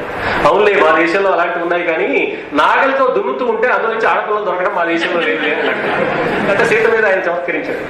సీత తక్కువగా ఊరుకుందా? మా దేశంలో కనీసం నాగలితో దుమ్ముతుంటే పెట్టెలోంచన్నా పుడతారు, మీ దేశం ఇంకా గొప్పది, కానీ పాయసం తాగేస్తే చాలు పిల్లలు పుట్టేస్తారు కదా. అంటే సీతారాముడు ఒకరి ఔన్నత్యాన్ని గురించి ఒకరు మాట్లాడుకుంటున్నారు. పాయసం తాగితే పిల్లలు పుట్టడం అన్నా, నాగటి చాలు దున్నుతుంటే అందులో నుంచి సీత దొరకడం అన్నా కూడా ఏమిటి అర్థం? వాళ్ళు మామూలు పురుషులు కాదు, మామూలు స్త్రీలు కాదు, అందరిలాగా నరసింహంలో మాతృగర్భంలో నుంచి పుట్టిన వాళ్ళు కాదు. అయోనిజత్వం వాళ్ళకున్నది. సామాన్య మానవులు కాదు అన్న విషయాన్ని గుర్తించారనమాట. నా భార్య సామాన్యురాలు కాదు, చాలా ఉత్తమురాలు అని రాముడు గుర్తించాడు. నా భర్త మామూలు పురుషుడు కాదు, మహానుభావుడు అని సీత గుర్తించింది. అది సీతారాముల అన్యోన్య దాంపత్య ధర్మానికి సంబంధించిన ఒక వైభవం. అందువల్ల అహల్య కథలో పైకి కనపడుతున్నది అహల్య గాని ఇంద్రుడు గాని ఒక నేరం చేసినట్లు కనపడుతుంది. లోతుగా పరిశీలన చేస్తే అహల్య చేసింది ఒకే ఒక్క నేరం, మానసికమైన నేరం. మానసికమైన నేరం కూడా నేరమే. లంచం తీసుకోవడమే తప్పు కాదు, తీసుకోవాలని ఆలోచించడం కూడా తప్పే. హత్య చేయడమే తప్పు కాదు, హత్య చేయాలని పలకం వేస్తే కూడా తప్పే. నేరం చేయాలన్న ఆలోచన కూడా నేరమే కాబట్టి, మానసికమైన వ్యభిచారం కూడా నేరమే కాబట్టి దానికి శిక్ష ఉండి తీరాలి. అందువల్ల శిక్ష లభించింది. దానికి శిక్ష ఎలా ఉంటుంది? ఈ మానసికమైన వ్యభిచార సంబంధమైన ఆలోచన మరొక్క మారు ఎంత మాత్రము కలగకుండా ఉండడానికి కావలసిన పశ్చాత్తాపాన్ని ప్రతిక్షణం అనుభవించడానికి వీలైన తీరులో ఆ శిక్ష ఉండాలి. కాబట్టి వాయుభక్ష నిరాహార తప్యంతి భస్మశాయిని. అలాంటి గౌతమ మహర్షి యొక్క ఆశ్రమం అయ్యా ఇది అని రాముడు చెప్పాడు. ఆ ప్రదేశానికి వెళ్లారు. అహల్య స్వస్వరూప స్థితిని పొంది రామచంద్రమూర్తికి ఎదురుగా కనపడింది. ఇక్కడ ఏం చేయాలండి? అహల్య తనకు శాప విమోచనాన్ని అనుగ్రహించిన పురుషోత్తముడు కాబట్టి, అవతారమూర్తి కాబట్టి రామచంద్రుడికి నమస్కారం చేయాలి. కానీ అహల్య తన చేతిలోని 2 పళ్ళు రాముడి చేతిలో పెట్టింది. రాముడు అహల్యకు ముమ్మారు ప్రదక్షిణం చేసి రామ లక్ష్మణులిద్దరూ అహల్యాదేవి పాదాలకు నమస్కరించారు. పాదవు జగృహీతుస్తదా తస్య. వాల్మీకి మహర్షి చాలా స్పష్టంగా రామ లక్ష్మణులిద్దరూ అహల్యాదేవి పాదాలకు నమస్కారం చేశారు అని రాశారు. అంటే అహల్య మనం అనుకుంటున్నట్లుగా నేరస్తురాలే అయితే రాముడు ఆ పని చెయ్యడు. మానసికమైన ఒక నేరం చేసినందువల్ల అహల్య ఇంతటి శిక్షకు గురి అయింది అని అహల్య వృత్తాంతాన్ని విశ్వామిత్రుడు సీతా కళ్యాణానికి రాముణ్ణి తీసుకువెళుతూ చెప్తున్నాడు. అంటే అహల్య మానసికమైన నేరమైనా చేసిందేమో, కానీ రేపు నీ సీత మానసికమైన నేరం కూడా చేసేది కానే కాదు సుమా. రావణుడంతటి వాడొస్తే అనన్య రాఘవేణహం భాస్కరేణ ప్రభాయథ. రావణా, నువ్వు ఈ వ్యర్థ ప్రలాపాలు ఎందువల్ల ఏం ఉపయోగమయ్యా? ఎప్పుడు వెలుతురు, కాంతి, తేజస్సు సూర్యుడిని విడిచి ఎలా ఉండే అవకాశం లేదో ఈ సీత రాముడి వెంట ఉంటుంది. కానీ రాముడికి వేరుగా, రాముడి కన్నా భిన్నంగా, రాముడికి దూరంగా సీత ఉండే అవకాశం లేదు. ఎలా అంటే కాంతి ఎలా సూర్యుడిని విడిచి ఉండలేదో, సూర్యుడు ఉన్న చోట వెలుతురే ఉంటుంది కానీ చీకటి ఉండదు. కాంతి వేరుగా, సూర్యుడు వేరుగా ఉండడం అనే ప్రశ్నే లేదు. కాబట్టి భాస్కరేణ ప్రభాయథ. ఇంతగా మానసికంగా పరిపూర్ణంగా నీకు అంకితం కాబోయే స్త్రీతో నీకు పెళ్లి చేస్తున్నాను. ఈ అహల్య కథను బాగా గుర్తుపెట్టుకో. మానసికమైన చిన్న తప్పైనా అహల్య చేసిందేమో, కానీ నీ భార్య అలాంటిది కూడా కాదు సుమా. సీతారాములకు వివాహం చేయబోతున్న విశ్వామిత్ర మహర్షి సీతారాములు ఇద్దరి పట్ల బాధ్యత పడి ప్రవర్తించిన వాడే, కానీ మరొక రకమైన ఆలోచన ఉన్నవాడు కాదు. అందువల్ల అహల్య వృత్తాంతాన్ని ఇంత విశదంగా, ఇంత వివరంగా చెప్పాడు. అందువల్ల అహల్య చేసింది ఒక చిన్న మానసికమైన నేరం. మహేశ్వర తీర్థుల వారి అభిప్రాయం ప్రకారం ఆ నేరం కూడా మోక్షాన్ని పొందుదామనే కోరిక. పోనీ అది మహేశ్వర తీర్థుల వారు వ్యాఖ్యానంలో అభిప్రాయపడ్డారు, దాన్ని మనం అంగీకరించలేము అనుకున్నా కూడా క్షణకాలం పాటు మానసికమైన నేరం అహల్య చేసింది, అందుకు శిక్ష పడింది. జమదగ్ని మహర్షి విషయంలో కూడా అలాంటి పద్ధతే ఉంది. ఆయన భార్య రోజు కొండ తయారు చేస్తుంది పచ్చి మట్టితో. ఒక రోజు కొండ తయారు కాలేదు, ఎందుకని నీళ్లలో గంధర్వుడు రూపాన్ని చూసింది. తన భర్త బౌరిగడ్డాలు ఇవి వేసుకుని కనపడుతున్నాడు, ఈ గంధర్వుడు మంచి కిరీటాలు అవి పెట్టుకుని కనపడుతున్నాడు, చాలా బాగున్నాడే, ఎంత బాగున్నాడు అని క్షణకాలం పాటు అనుకుంది. ఆ రోజు పచ్చి మట్టితో కొండ తయారవ్వలేదు. ఆయన దివ్య దృష్టితో గమనించాడు, ఈవిడేం తప్పు చేసింది. ఓహో, మానసికమైన నేరం చేసింది. నా భర్త కంటే మరొకడెవడో బాగున్నాడు అని క్షణకాలం అనిపించింది. జిల్లేలమూడి అమ్మ అద్భుతమైన మాట చెప్పింది. భర్త చక్కదనాన్ని కలిగి ఉండడం కాదు, భర్త అంటేనే చక్కదనం అని చెప్పింది. ఎవరి భర్త వాళ్ళకి బాగుంటాడు, ఉంటాడు, ఎవరి భార్య వాళ్ళకి బాగుంటుంది. అలాంటి ధర్మం ఇంకా ఈ లోకంలో ఉంది కాబట్టే సంసారాలు నిలబడి ఉన్నాయి. బాగున్నవాడే భర్త ఈ పూటకి, బాగున్నవాడే భార్య ఈ పూటకి, క్షణానికి అనుకోవడం మొదలు పెడితే ఈ దేశం విదేశాల్లాగే మారిపోతుంది. ధర్మం ఒకటి నిలబెడుతోంది. భార్యాభర్తల మధ్య అద్భుతమైన దివ్య ఆకర్షణ శక్తిగా ఆ ధర్మానికి మూలమైన దాంపత్య వైభవాన్ని లోకానికి అందించింది రామాయణ కావ్యం. కాబట్టి దానికి ముందు సీతారామ కళ్యాణం జరగడానికి ముందు సీతా కళ్యాణం కోసం రామచంద్రమూర్తిని మిథిలానగరానికి తీసుకువెళుతూ విశ్వామిత్రుడు చెప్పిన అహల్య వృత్తాంతానికి ఇంతటి ప్రాధాన్యం రామాయణ కథలో ఉంది అని మనం గమనించాలి. వాళ్ళు అహల్యాదేవికి నమస్కారం చేశారు. అహల్య 2 ఫలాలు చేతిలో పెట్టింది. ఏమిటా 2 ఫలాలు? ఇంతకాలంగా అహల్య ఏ దివ్యమైన తపస్సు చేసిందో ఆ తపఫలం అంతా రామచంద్రమూర్తికి సమర్పించింది. ఇక్కడి నుంచి ప్రారంభమైంది రామచంద్రమూర్తి ఇతరుల నుంచి తపస్సుల యొక్క ఫలాలను స్వీకరించడం. రాముడు రాజు కాబట్టి ఆయన తపస్సు చేసే అవకాశం లేదు. కానీ రాముడు మానవుడిగా పుట్టాడు. మానవుడిగా పుడితే గాని రావణ వధ సాధ్యం కాదు. మానవుడై పుట్టిన రాముడు రావణుణ్ణి వధించాలి అంటే అపారమైన తపశ్శక్తి సంపన్నుడైన రావణుణ్ణి వధించడానికి కావలసినంత తపశ్శక్తి ఇతనికి ఉండాలి. ఈ తపశ్శక్తి ఎలా వస్తుంది? వాళ్ళు చేసిన తపశ్శక్తి ఈయనకు సమర్పిస్తేనే వస్తుంది. ఆ కార్యక్రమాన్ని మొట్టమొదట ప్రారంభించింది అహల్యాదేవి.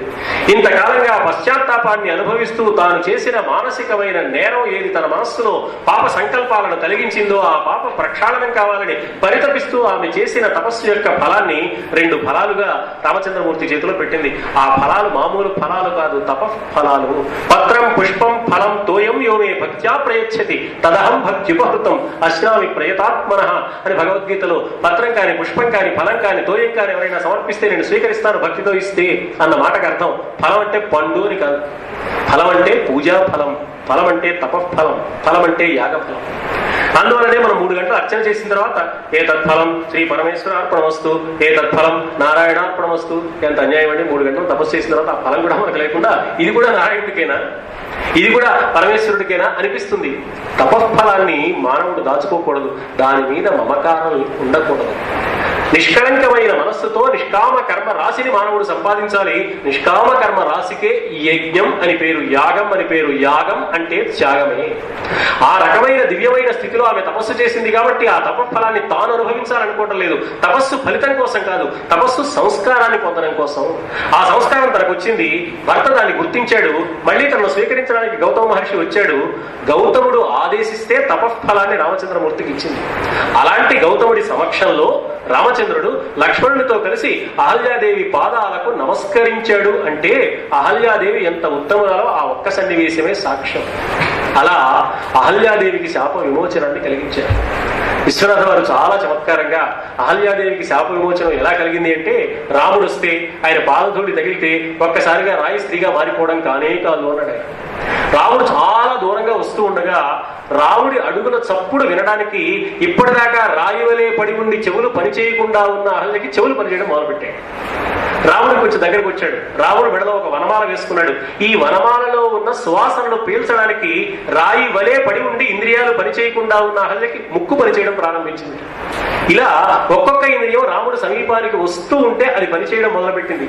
ప్రభుమేని పై గాలి పై వచ్చినంతనే పాషాణమొకటికి స్పర్శ వచ్చే, ప్రభు కాలి సవ్వడి ప్రాంతమైనంతనే శిలకొక్కదానికి చెవులు కలిగే, ప్రభు మేని నెత్తావి పరిమళించిన తోన అస్మెంబు ఘ్రాణేంద్రియంబు చెందే, ప్రభు నీలరత్న తోరణ మంజులాంగమ్ము కనవచ్చి రాతికి కనులు కలిగే, ఆ ప్రభుండు వచ్చి ఆతిథ్యమును స్వీకరించునంత ఉపల హృదయ వీధిన్ ఉపనిషద్వితానములికి శ్రీరామ భద్ర అభిరామమూర్తి అగుచుతోచే అంటాడు. ఎంత అద్భుతమైన భావానికి! సరిగ్గా వాల్మీకల్లో ఏ భావాన్ని చెప్పారో మహర్షి దానికి వ్యాఖ్యానం. రాముడు వస్తే అహల్య స్త్రీగా మారిపోవడం, సహజమైన స్థితిని పొందడం ఒక హఠాత్ సంఘటన కాదు, అది క్రమ పరిణామ దశ. ఈ క్రమ పరిణామ దశ ఎలా వచ్చింది? ఇంతకాలంగా అహల్య చేసిన తపస్సు వల్ల వచ్చింది. అంతటి తపశ్శక్తి సంపన్నురాలగిన అహల్య తన తపఫలాన్ని రామచంద్రమూర్తికి సమర్పించింది అన్నదే అహల్య వృత్తాంతంలో ప్రధానమైన అంశంగా మనకు కనపడుతుంది. అక్కడి నుంచి రామలక్ష్మణుల్ని తీసుకువెళ్ళాడు. వాళ్ళు మిథిలా నగరానికి వెళుతుంటే దారిలో తన కథంతా చెప్పుకున్నాడు. ఎందుకు తాను బ్రహ్మర్షి కావాలని కోరుకున్నాడో, రాజర్షిగా ఉంటే ఏ ప్రయోజనాన్ని సాధించలేకపోయాడో ఆ విశేషాన్ని చెప్పుకున్నాడు. నేను రాజుగా ఉన్నాను, వశిష్ఠుల వారి ఇంటికి వెళ్ళాను, అక్కడ శబల అనే కామధేను ఉంది. ఆ ధేను ఆధారంగా ఆయన మాకు మా పరివారానికి కావలసిన ఆతిథ్యాన్ని ఇచ్చాడు, మృష్టాన్న భోజనం పెట్టాడు. ఏమిటయ్యా ఆశ్రమంలో ఈ వనరులన్నీ ఎక్కడి నుంచి వచ్చాయి, ఇదంతా ఎలా చేసావన్నాను. ఆ శబల అనే కామధేను ద్వారా వచ్చిందని చెప్పాడు, ఆ ధేను మాకు ఇచ్చేయి అన్నాను. ఆయన అంగీకరించలేదు. నేను బలాత్కారంగా తీసుకువెళ్దాం అనుకున్నాను. ఆ శబల అనే ధేనువుని ఆ వశిష్ఠుల వారు నువ్వే రక్షించుకోమ్మా, నేను రక్షించగలిగిన సామర్థ్యం నాకు లేదన్నాడు. అప్పుడు ఆ శబల అనే కామధేనువు శరీరం నుంచి అద్భుతమైన దివ్య శక్తి సంపన్నులైన దివ్య ఆయుధాలు ధరించిన మహావీరులు ఎందరెందరో వచ్చారు. రాజుగా ఉన్న నేను, నా పరివారము చిత్తుగా ఓడిపోయాం. ఆ తర్వాత మళ్ళీ బలాలు పుంచుకుని మళ్ళీ వచ్చాను. అప్పుడు తన తపశ్శక్తికి ఆధారంగా ఉన్న బ్రహ్మదండాన్ని ఇలా వశిష్ఠుడు నిలబెట్టాడు. నేను ప్రయోగించిన శస్త్రాలు అస్త్రాలు అన్నీ కూడా ఆ బ్రహ్మదండానికి లోబడిపోయాయి. ఆ బ్రహ్మదండం ముందు నేను ఎందుకు పనికి రాకుండా పోయాను. ఆనాడు నాకు అర్థమైంది, క్షత్రియ బలం కన్నా బ్రహ్మ తేజస్సు చాలా గొప్పది. దిగ్బలం క్షత్రియ బలం బ్రహ్మతేజో బలం బలం ఏకేన బ్రహ్మదండేన సర్వాస్త్రాణి హతాని మే. ఒకే ఒక్క బ్రహ్మదండం ముందు నేను సమర్పించిన సమస్తమైన అస్త్రాలు శస్త్రాలన్నీ విఫలమైపోయాయి కదా అనుకున్నాను నేను. అప్పుడు తపస్సు ప్రారంభించాను. ఒకసారి తపస్సు ప్రారంభిస్తే రమ్మ వచ్చింది, ఒకసారి తపస్సు ప్రారంభిస్తే మేనక వచ్చింది, ఒకసారి తపస్సు చేస్తుంటే సరస్సేపుడు వచ్చాడు, ఒకసారి తపస్సు చేస్తుంటే ఆ త్రిశంకుడు వచ్చాడని తన కథావృత్తాంతం అంతా చెప్పుకుని వీళ్ళని ఈ కథలు చెప్పుకుంటూ ఆయన అక్కడ తీసుకెళ్ళాడు. వాల్మీకి రామాయణంలో కొన్ని కథలు విశ్వామిత్రుడే చెప్పాడు, కొన్ని కథలు విశ్వామిత్రుడికి సంబంధించిన కథలు మిథిలా నగరానికి వెళ్ళిన తర్వాత రామ లక్ష్మణులకు శతానందుడు చెప్పాడు. శతానందుడు జనక మహారాజు గారి వంశ పురోహితుడు. ఈ శతానందుడు అహల్య గౌతముల యొక్క పుత్రుడు. విశ్వామిత్రుడు రామలక్ష్మణులను వెంట పెట్టుకుని మిథిలా నగరంలో అడుగు పెట్టగానే శతానందుడు జనక మహారాజు గారితో కలిసి వచ్చి స్వాగతం చెప్పాడు. శతానందుడు చాలా ఆనందపడి విశ్వామిత్రుడిని చూడగానే, రాముడు వస్తే తన తల్లికి శాప విమోచనం కలుగుతుంది కాబట్టి రాముడు అయోధ్యలో బయలుదేరాడు, విశ్వామిత్ర మహర్షి వెంట మిథిలా నగరానికి వస్తున్నాడు అంటే తప్పకుండా గౌతమ ఆశ్రమం మీదుగానే వస్తాడు కాబట్టి తన తల్లికి శాప విమోచనం కలిగి ఉంటుందని ఊహించి విశ్వామిత్రుడిని రామలక్ష్మణుల్ని చూడగానే అపరిమితమైన ఆనందాన్ని పొందాడు. పొందిన శతానందుడు విశ్వామిత్రుడి దగ్గరికి వచ్చి, రాముడి వల్ల మా అమ్మకు శాప విమోచనం కలిగింది కదా, మా నాన్నగారు మళ్ళీ మా అమ్మను చేరదీశారు కదా, మా తల్లిదండ్రులు ఇద్దరు ఆనందంగా ఉన్నారు కదా అని అంతటి తపశ్శక్తి సంపన్నుడైన మహర్షి తల్లిదండ్రుల మీద ఉండే ప్రేమతో కోరికతో చాలా అమాయకంగా గోముగా అడుగుతాడు పాపం. అంటే ఏం చెప్తోంది ఈ మాట మనకి? భార్యాభర్తలిద్దరు విడిపోతే కారణం ఏదైనా, నేరం ఎవరిదైనా ఎక్కువ బాధపడేది వారి సంతానం. కాబట్టి స్త్రీ పురుషులు భార్యాభర్తలుగా ఏమైనా చేయవచ్చు, కానీ తల్లిదండ్రులుగా మరొకటి చేయడానికి వీల్లేదు. తల్లిదండ్రులుగా ఉంటే వాళ్ళు కలిసి ఉండడానికే ఆలోచించాలి. సఫర్ బట్ నాట్ డిఫర్ అనేదే భారతీయ సిద్ధాంతం. కాస్త తగాదా వస్తే విడిపోవడమే మొదలు పెడితే ఎన్నిసార్లు విడిపోవాలి, ఎన్నిసార్లు పెళ్లి చేసుకోవాలి, ఎంతమంది చేసుకోవాలి, వీడి మీద కోపం వచ్చింది విడిపోయాడు, ఇంకో ఆవిడ చేసుకున్నాడు, ఆవిడ మీద కోపం రాదా, ఆవిడతో తగదా రాదా, అభిప్రాయ భేదం రాదా? అభిప్రాయ భేదము విరోధము కాదు. అభిప్రాయ భేదాన్ని విరోధంగా మార్చుకోకుండా ఉండడానికే మానవుడు చేయవలసిన సాధన. అభిప్రాయ భేదాలు ఉండవచ్చు, తండ్రికి కొడుక్కి ఉంటాయి, స్నేహితులకు ఉంటాయి, అన్నదమ్ముల మధ్య ఉంటాయి, అలాగే భార్యాభర్తల మధ్య కూడా ఉంటాయి. ఉన్నంత మాత్రాన అభిప్రాయ భేదం విరోధం కాదని గుర్తించగలిగినప్పుడు మాత్రమే కుటుంబ వ్యవస్థ నిలబడుతుంది. కుటుంబ వ్యవస్థ నిలబడినప్పుడు మాత్రమే బిడ్డలు ప్రశాంతమైన ఆనందాన్ని పొందగలుగుతారు. అలాంటి ఆనందాన్ని బిడ్డలకు తల్లిదండ్రులు ఇవ్వలేని నాడు కుటుంబ వ్యవస్థ చిన్నాభిన్నం అవుతుంది. ఆ బిడ్డలు నక్సలైట్లు కావచ్చు, దోపిడి దొంగలు కావచ్చు, దుర్మార్గులు కావచ్చు, పరోక్షంగా ఆ భార్యాభర్తలు సమాజానికి ఒక నక్సలైట్నో, ఒక దోపిడి దొంగనో, ఒక దుర్మార్గునో, ఒక బందిపోటునో అప్పగించినట్టు అవుతుంది. కాబట్టి వాళ్ళు సమాజానికి ద్రోహం చేసినట్లు అవుతుంది అనే విషయాన్ని కూడా రామాయణం చాలా వ్యంగ్యంగా పరోక్షంగా చెబుతుంది. శతానందుడు చాలా చిన్నపిల్లలాగా అడుగుతాడు. శతానందుడు తక్కువ వాడు కాదు, ఆయన వేదాలు బాగా చదువుకున్నాడు, గొప్ప తపశక్తి సంపన్నుడు, జనక మహారాజు గారి పురోహితుడు, అటు పక్కన వశిష్ఠుడికి దీటుగా సీతారామ కళ్యాణాన్ని నిర్వహించిన వాడు. అసలు పెళ్లి జరిగేటప్పుడు ప్రధానంగా మగ పెళ్లి వారి పురోహితుడికే ప్రాధాన్యం ఎక్కువ, ఆడపెళ్లి వారి పురోహితుడు అనుబంధంగా ఉండేవాడే. కానీ శతానందుడు వశిష్ఠుడితో సమానమైన వాడు. ఆ మాట ఎవరో అనలేదు, వశిష్ఠుడే స్వయంగా. అంతటి వాడైన శతానందుడు చిన్న పిల్లవాళ్లాగా మారిపోయి, మా అమ్మ నాన్న కలుసుకున్నారు కదా, మా అమ్మ చేసిన తప్పుని మా నాన్న క్షమించాడు కదా, మా అమ్మ పవిత్రురాలని మా నాన్న తెలుసుకున్నాడు కదా, రామచంద్రుడి అనుగ్రహం వల్ల ఈ పని జరిగింది కదా, ఇంత చేయించింది నువ్వే కదా మహర్షి, నీకు నమస్కారం అని కృతజ్ఞతాపూర్వకంగా విశ్వామిత్రుడితో మాట్లాడాడు. అంటే ఏ సామాజిక సందేశాన్ని ఆ సన్నివేశం మనకు అందిస్తుందో మనం గమనించాలి. అలా జనక మహారాజు గారి మిథిలా నగరానికి వాళ్ళు చేరారు. విశ్రాంతిగా విడిదిలో ప్రవేశించారు. ఆ విడిలోకి జనక మహారాజు గారు వచ్చారు. వచ్చి కుశల ప్రశ్నలన్నీ అయిపోయిన తర్వాత మిథిలానికి సంబంధించిన విశేషాలన్నీ చెబుతూ సీతని గురించి చెప్పాడు. నాకు ఓ సొంత కూతురు ఉన్నదయ్యా, ఆవిడ పేరు ఊర్మిళ. సీతాదేవి మా కన్న కూతురు కాదు, మాకు దొరికిన కూతురు. అధమే కృషత క్షేత్రం లాంగలాదుద్ధితామయా నామ్నా సీతేతి విశ్రుత క్షోత్రం క్షేత్రం శోధయతా లబ్ధ. నేను క్షేత్రాన్ని పరిశుద్ధి చేయాలనే కోరికతో యజ్ఞం మీద సంకల్పంతో ఒక పని చేస్తున్నప్పుడు నాగేటి చాలుకి దొరికింది సీత. సీత అంటే నాగేటి చాలు. ఇది మనం బాగా గుర్తుపెట్టుకోవాల్సిన అంశం. సీత అంటే నాగేటి చాలు. వ్యవసాయం చెయ్యాలి అంటే నాగేటి చాలు తీర్చాలి. నాగేటి చాలు తీర్చిన తర్వాత మాత్రమే వ్యవసాయం చేయాలి. ఆ నాగేటిని వ్యక్తిగా చేస్తాడో, కాడెద్దులతో చేస్తాడో, ఆధునిక యుగంలో ట్రాక్టర్లతో చేస్తాడో, మరో కంప్యూటర్తో చేస్తాడో, కానీ నాగేటి చాలు లేకుండా మాత్రం వ్యవసాయం జరగదు. ఏ యుగంలో అయినా, ఎంత హైటెక్ యుగం అయినా సరే. కొంచెం రేట్ ఎక్కువ అయితే అవ్వచ్చేమో, కానీ హైటెక్ యుగం వల్ల నాగేటి చాలు మాత్రం తప్పదు. నాగేటి చాలు ఉంటేనే వ్యవసాయం నడుస్తుంది. కాబట్టి సీత నాగేటి చాలు అని అర్థం సీత అనే మాటకి. ఆ మాట స్వయంగా జనక మహారాజే చెప్పాడు. క్షేత్రం శోధయత లబ్ధ నామ్నా సీతేతి విశ్రుత. ఈ సీతకు పెళ్లి చేయాలని నేను అనుకున్నానయ్యా.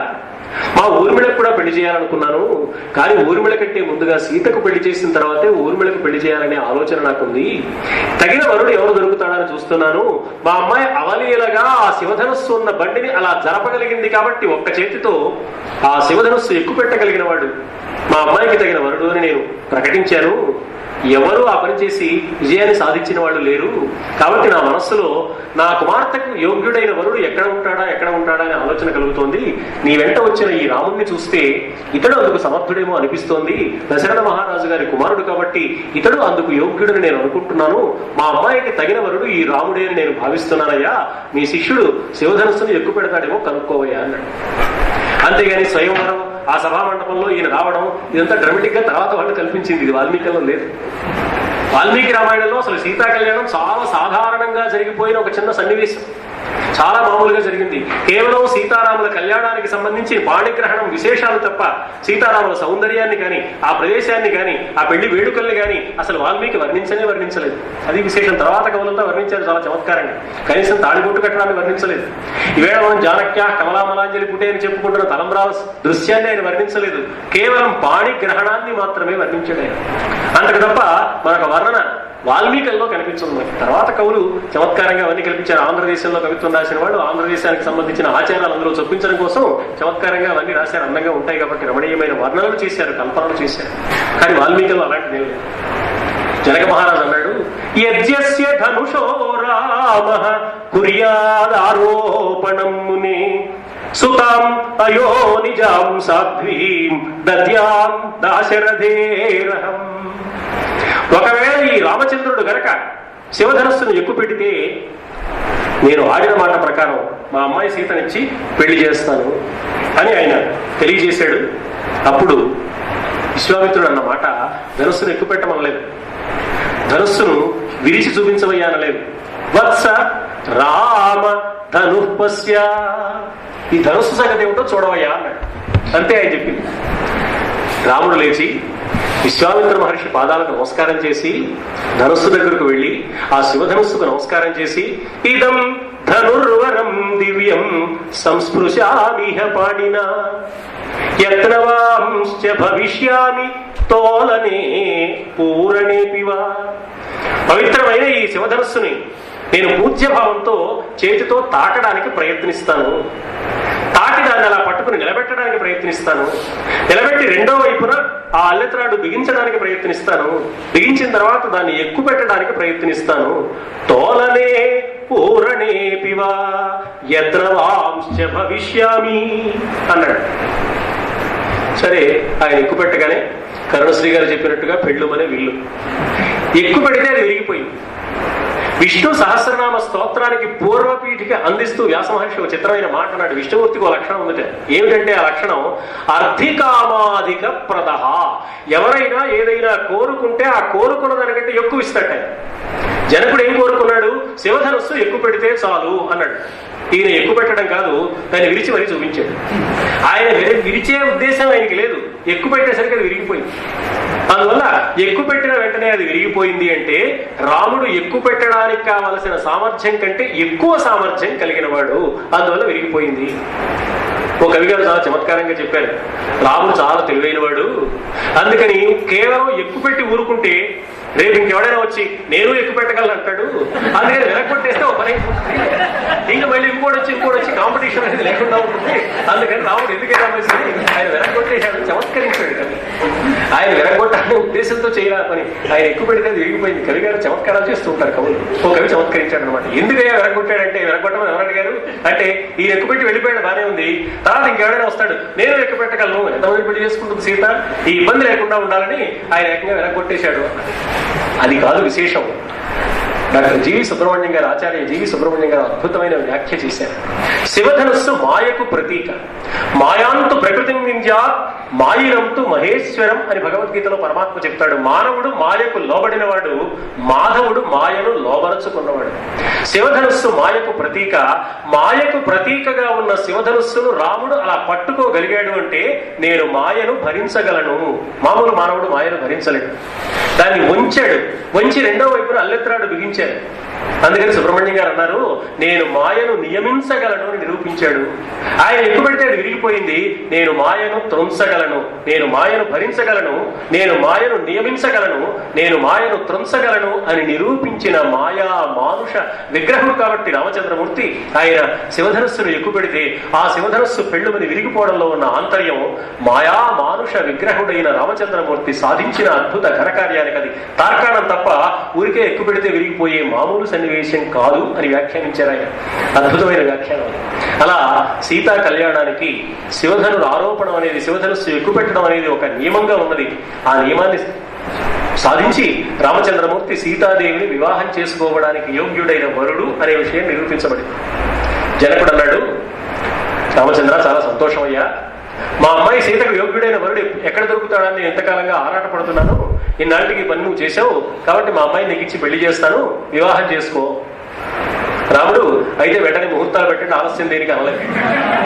మా గురువు గారు ధనుస్సు సంగతి ఏమిటో చూడమన్నారు కాబట్టి ధనుస్సు సంగతి చూశాను. మీరు పెళ్లి అంటున్నారు, refer to my father, Ayodhya నగరంలో మా నాన్నగారు ఉన్నారు, ఆయనతో మాట్లాడండి. వెంటనే అయోధ్య నగరానికి కబురు వెళ్ళింది.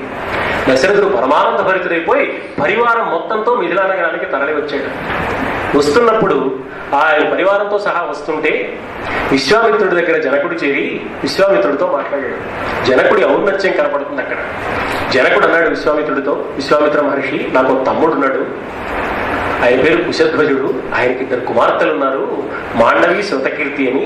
యోగ్యులైన వరులకు మా అమ్మాయిల నుంచి పెళ్లి చేయాలని మా తమ్ముడు కూడా ఎప్పుడు అనుకుంటున్నాడు.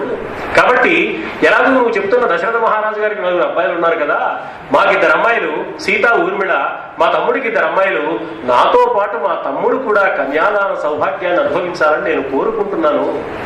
రాముడు ఒక ప్రత్యేక సందర్భంలో ఈ మాట గుర్తు చేస్తాడు. నేను సోదరులతో కలిసిమెలిసి ఉండాలి, సోదరుల సౌభాగ్యం నాకు ముఖ్యమనే ఆలోచన కేవలం నాకు మా తండ్రి గారి నుంచి మాత్రమే కాదు, మా మామగారి నుంచి కూడా సంక్రమించింది. ఏ అదృష్టాన్ని తాను పొందాలని మా మామగారు అనుకున్నారో అలాంటి అదృష్టం నా తమ్ముడికి కూడా కలిగితే బాగుందని మా మామగారు అనుకున్నారే, అలాంటి మామగారికి అల్లుండయి ఉండి నేను తమ్ముళ్ళ గురించి ఆలోచించకపోతే ఎలా అన్నాడు. సాధారణంగా మనం ఏమంటామంటే మామగారంటే కొంచెం వేరే అభిప్రాయం ఉంటుంది. ఏ అల్లుడికైనా సరే, లోకానికి అందరికీ మంచివాడైన అల్లుడైనా మామగారితో మాత్రం విరోధం. ప్రపంచం మొత్తానికి మంచిదైన కోడలైనా అత్తగారితో విరోధంగా, అత్తలేని కోడ ఉత్తమరాలు, కోడలు లేని అత్త గుణవంతురాలు అనే మాట విన్నాం.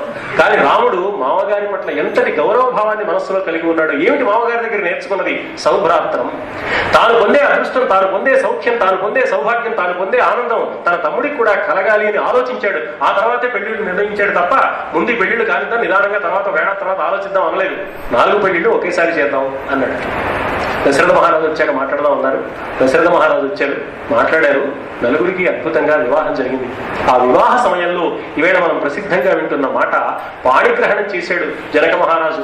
ఇయం సీత మమ సుత సహధర్మచరీతవ ప్రతీక్ష చైరాం భద్రం తే పాణిం గృహీష్వ పాణినా. ఇయం సీత, ఈ సీత, ఈ సీత అని ఎందుకంటున్నాడు అంటే ఈ సీత మామూలు సీత కాదు సుమా. సీత అంటే నాగేటి చాలు, నాగేటి చాలలో దొరికిన సీతయ్య మామూలుగా కన్న కూతురు కాదు. కానీ నా అదృష్టం వల్ల మమ సుత, నేను నా కన్న కూతురుగా పెంచుకోగలిగాను, ప్రేమించగలిగాను. నాకు పట్టిన అదృష్టం ఏమిటంటే నాగేటి చాలులో అయోనిజగా దొరికిన ఈ ఉత్తమురాలు నాకు కన్న కూతురుగా ఉంది, ఆమెకు తండ్రిగా ఉండగలిగాను. ఇది నా అదృష్టం సుమా. ఇంతటి గొప్పదైన నా కుమార్తె అయిన సీతను వేళ నీకు ఇచ్చి వివాహం చేస్తున్నాను. దేనికో తెలుసా? సహ ధర్మచరీతవా, నీ వెంట ధర్మాన్ని అనుసరించి నీ వెంట నడవడం కోసం పెళ్లి చేస్తున్నానయ్యా. ప్రతీచ్ఛ ఏనాం భద్రం తే పాణి గృహీష్వ పాణిన, నీ చేతితో ఈమె చేతిని పట్టుకోవయ్యా. దీన్ని చెట్ట పట్టడం అంటారు, పాణిగ్రహణం అంటారు, తెలుగులో చెట్ట పట్టడం అంటారు. త్యాగరాజ స్వామి గారు అందుకే మా జానకి చెట్టబట్టి మహారాజు వైతివే అన్నాడు. చెట్ట పట్టాలు వేసుకోవడం అంటే అది రెండు చేతుల్లో పట్టుకోవడం. ఈ పాణిగ్రహణం చేయించాడు జనక మహారాజు సీతారాముల మధ్య. చేయించి ప్రతి ఇచ్ఛ అన్నాడు. రామచంద్ర, నీలో ఏముండాలో తెలుసా? ప్రతి ఇచ్ఛ ఉండాలి. ఇచ్ఛ అంటే కోరిక.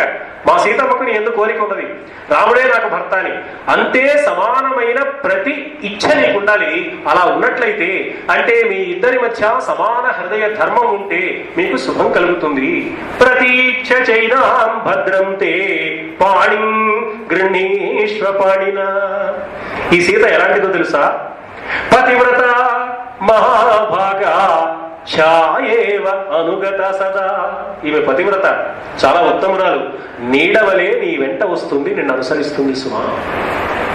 సరిగ్గా ఈ మాటలన్నీ సీత శ్రద్ధగా విన్నది. రాముడు ఎంత శ్రద్ధగా విన్నాడో తెలియదు కానీ శ్రద్ధగా విన్న సీత చాలా జాగ్రత్తగా పాఠం అప్పచెప్పినట్లుగా ఇవన్నీ అయోధ్యాకాండలో రాముడికి అప్పగిస్తుంది. మా నాన్న చెప్పిన మాటలు ఇవి కదా, నేను మీ వెంట అరణ్యాలకు రాకపోతే ఎలా? రాముడు మళ్ళీ ఏమీ మాట్లాడడానికి వీల్లేని ప్రశ్న వేసింది సీతమ్మ. అంటే తండ్రి కుమార్తెగా ఆ సీత తన వివాహ సమయంలో తండ్రి చెప్పిన మాటను కేవలం తంతుగా అనుకోలేదు, హృదయ వీణ తంత్రులను మీటే దివ్య మంత్రంగా స్వీకరించగలిగింది. అలాంటి ఉత్తమత్వం సీతలో ఉన్నది కాబట్టి సీత కంటే పవిత్రమూర్తి ప్రపంచంలో లేదు అన్న మాట వేళ మనం వింటున్నాం. వివాహ సమయంలో జరిగేవన్నీ కేవలం వేడుకలుగా మనం భావిస్తాము, కానీ వివాహ సమయంలో తన తండ్రి మాట్లాడిన మాట ఒక దివ్య మంత్రంలాగా జీవితం అంతా అనుసరించగలిగిన స్థితి సీతమ్మ ఉంది కాబట్టి అది సీతాదేవి యొక్క దివ్య ఔన్నత్యం అన్నారు. ఇంకొక విశేషం సీతారామ కళ్యాణంలో మనకు కనిపించేది, సీత నాగేటి చాలు అనుకున్నాం. రాముడు సూర్య వంశానికి చెందినవాడు. సూర్యుడు ఎక్కడ ఉంటాడు? ఆకాశంలో ఉంటాడు. నాగేటి చాలు ఎక్కడ ఉంటుంది? భూమి మీద ఉంటుంది. భూమికి ఆకాశానికి మధ్య ఉండే సంబంధమే సీతారాముల కళ్యాణం. భూమి ఆకాశాల మధ్య సరి అయిన సమన్వయం లేకపోతే, సరి అయిన సంబంధం లేకపోతే ఈ సృష్టి నిలబడదు. భూమి ఆకాశాల మధ్య ఉండే సరి అయిన సంబంధం ఎలా నడుస్తుంది అంటే, సృష్టిలోని సకల జీవరాశులకు కావలసిన ఆహారాన్ని అందించడానికి భూమి సస్యశ్యామలం అవుతుంది. ఎప్పుడు సస్యశ్యామలం అవుతుంది? నాగేటి చాలతో భూమిని తీర్చినప్పుడు. ఈ నాగేటి చాల మీద ఏం పడాలి? వర్షపు బిందువులు పడాలి.